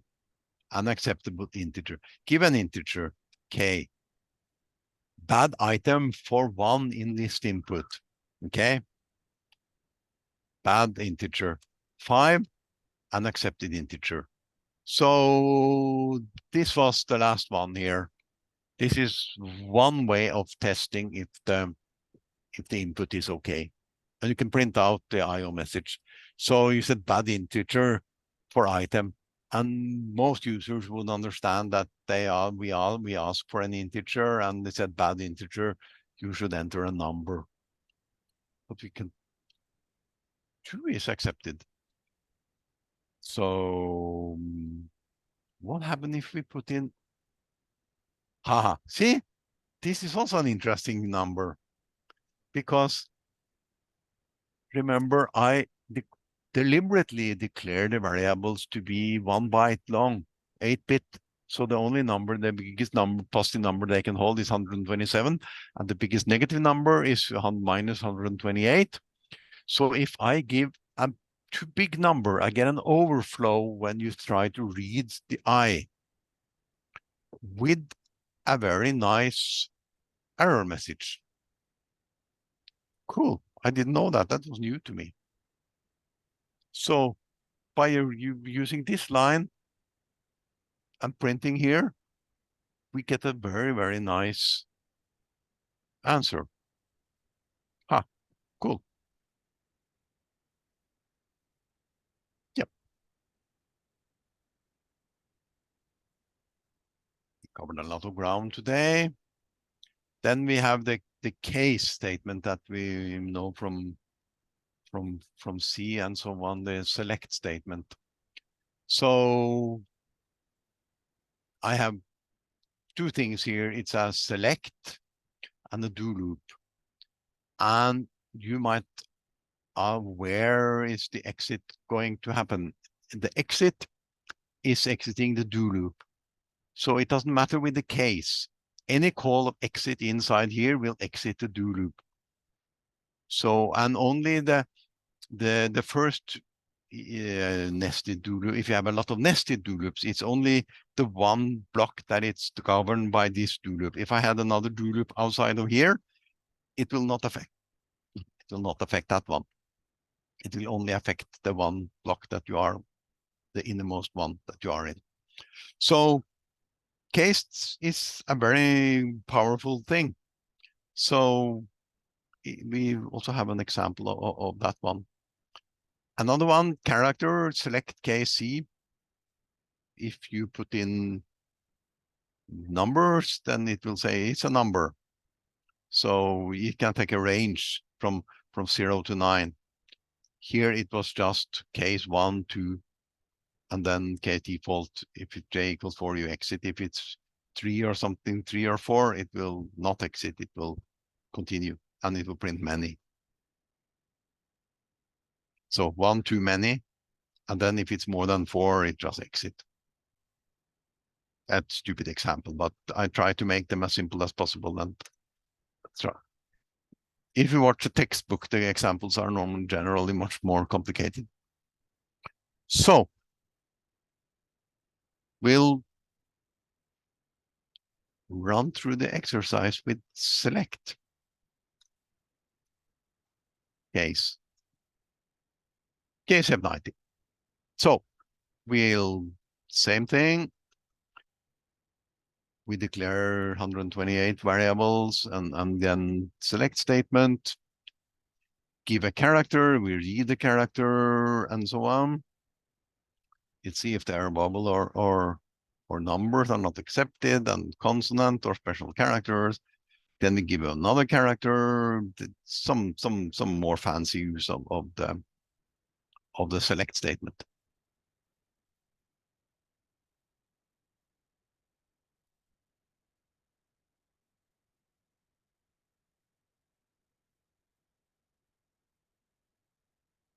Yeah, now we give a character. If I say a vowel. If I say B, one of the first 10 characters, and we'll see what happened here. The first one went by itself. Then I gave a character. It's A, and it's a vowel. And if I said X for exit, and the numbers are not accepted, consonant or special character. And the other one, give a character one of the first 10 letters, and you see here there is a range. My point here is that this is a range. It can actually set up automatically the range for you. Here I had to list them all. And here is a range, and here is a range. So you can actually have a range of characters. Of course, you can have a range of numbers too, because this A is just a number in the ASCII format, ASCII letter. So it's just a number, and this is a number, so it doesn't really matter. We just see them. We just put them here as we can see them as characters and not variables, but in principle they are just numbers anyway. But they are supposed to be read by, when you print them, they are printed as characters. So this is a select statement. It's a case statement. It's quite powerful. See, I didn't use indentation here, so in Python this wouldn't work, but in Fortran it works nicely. Yeah, there's not much more to say about this. It's run it again. X, that will exit. One of the first 10. What happened if we say X here and we say O here? Aha. Other characters, which might not be letters, but what we print out is different because it's not one of any of these, so it's special character. That's bring us to the end, and we have time for more questions and interaction with the users. Yeah, continuous Yes. statement is a do nothing. Very good. Yeah. Yeah. So I was writing it. Maybe we can take this question. But thank you so much, Ole. And I think we could summarize and ask go for a Q&A. What we learned today. Yeah, what we learned today. Can I say what we learned today? Yeah, please go ahead.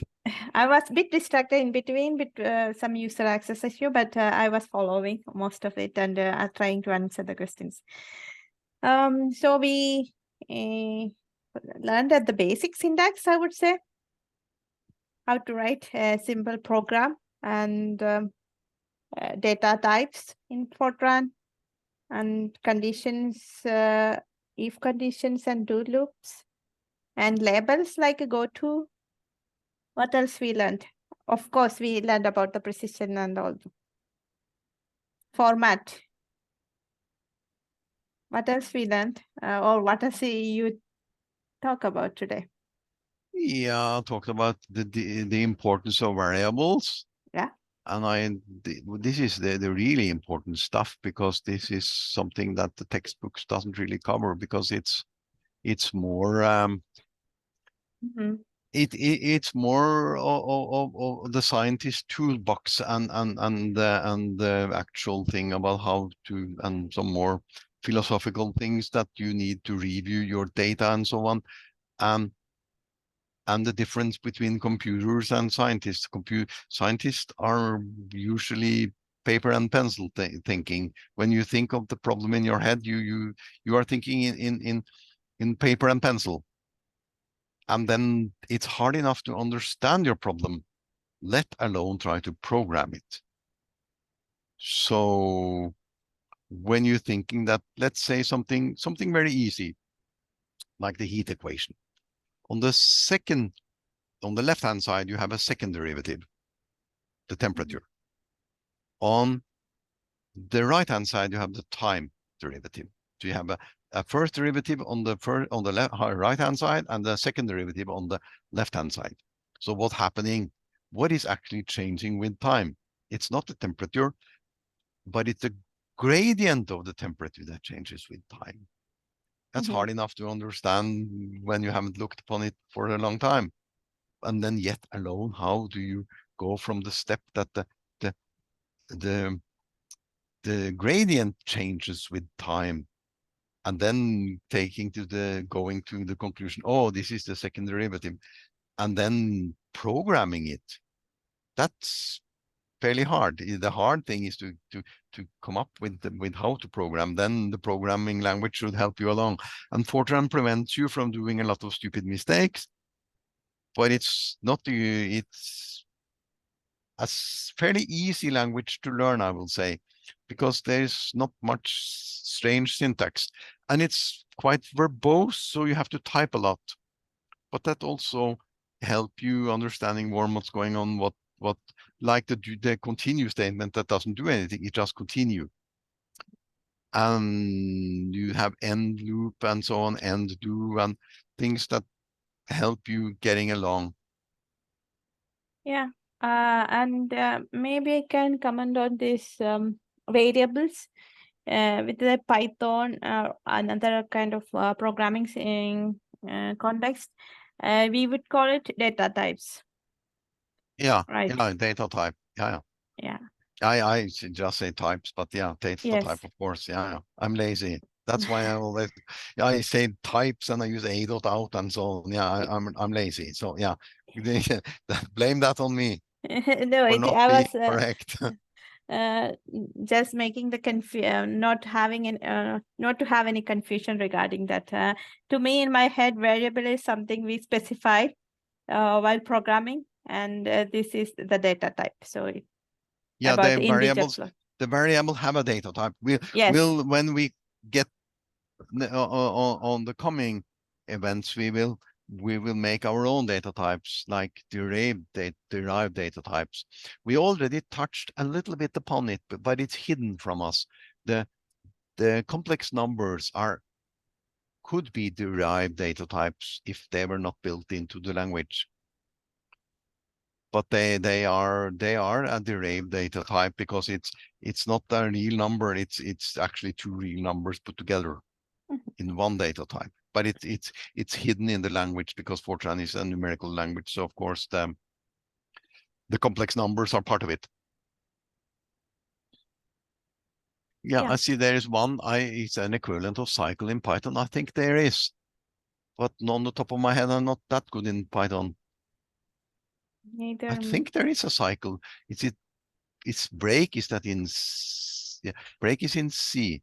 Yeah, I have. You have to look that up on the internet. Yeah, I can. I think there is something in NumPy. Yeah. I can find it. It is mostly cycle loop name or something. Yeah. I will find it and update it. But Yeah. the same way, it is not in my head on my head now. But I think there is something in NumPy. Yeah.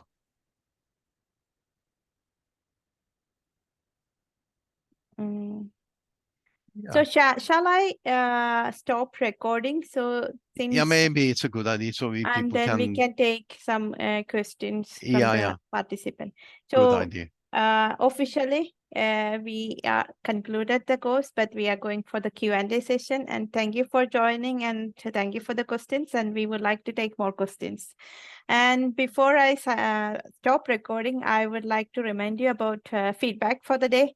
This is the first time we are running this Introduction to Fortran course, and it is very good. We will appreciate if you give us a feedback because this is a series of event, and we would like to get some feedback and take it into consideration for the next event, which will happen. The second event will be in the next Wednesday. So we would like to get some feedback there, as well as if there is something you specifically wondering about Fortran, please let us know. We will try to incorporate in the final session of this series.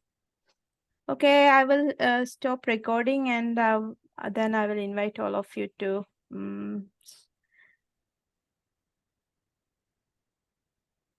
let me, yes.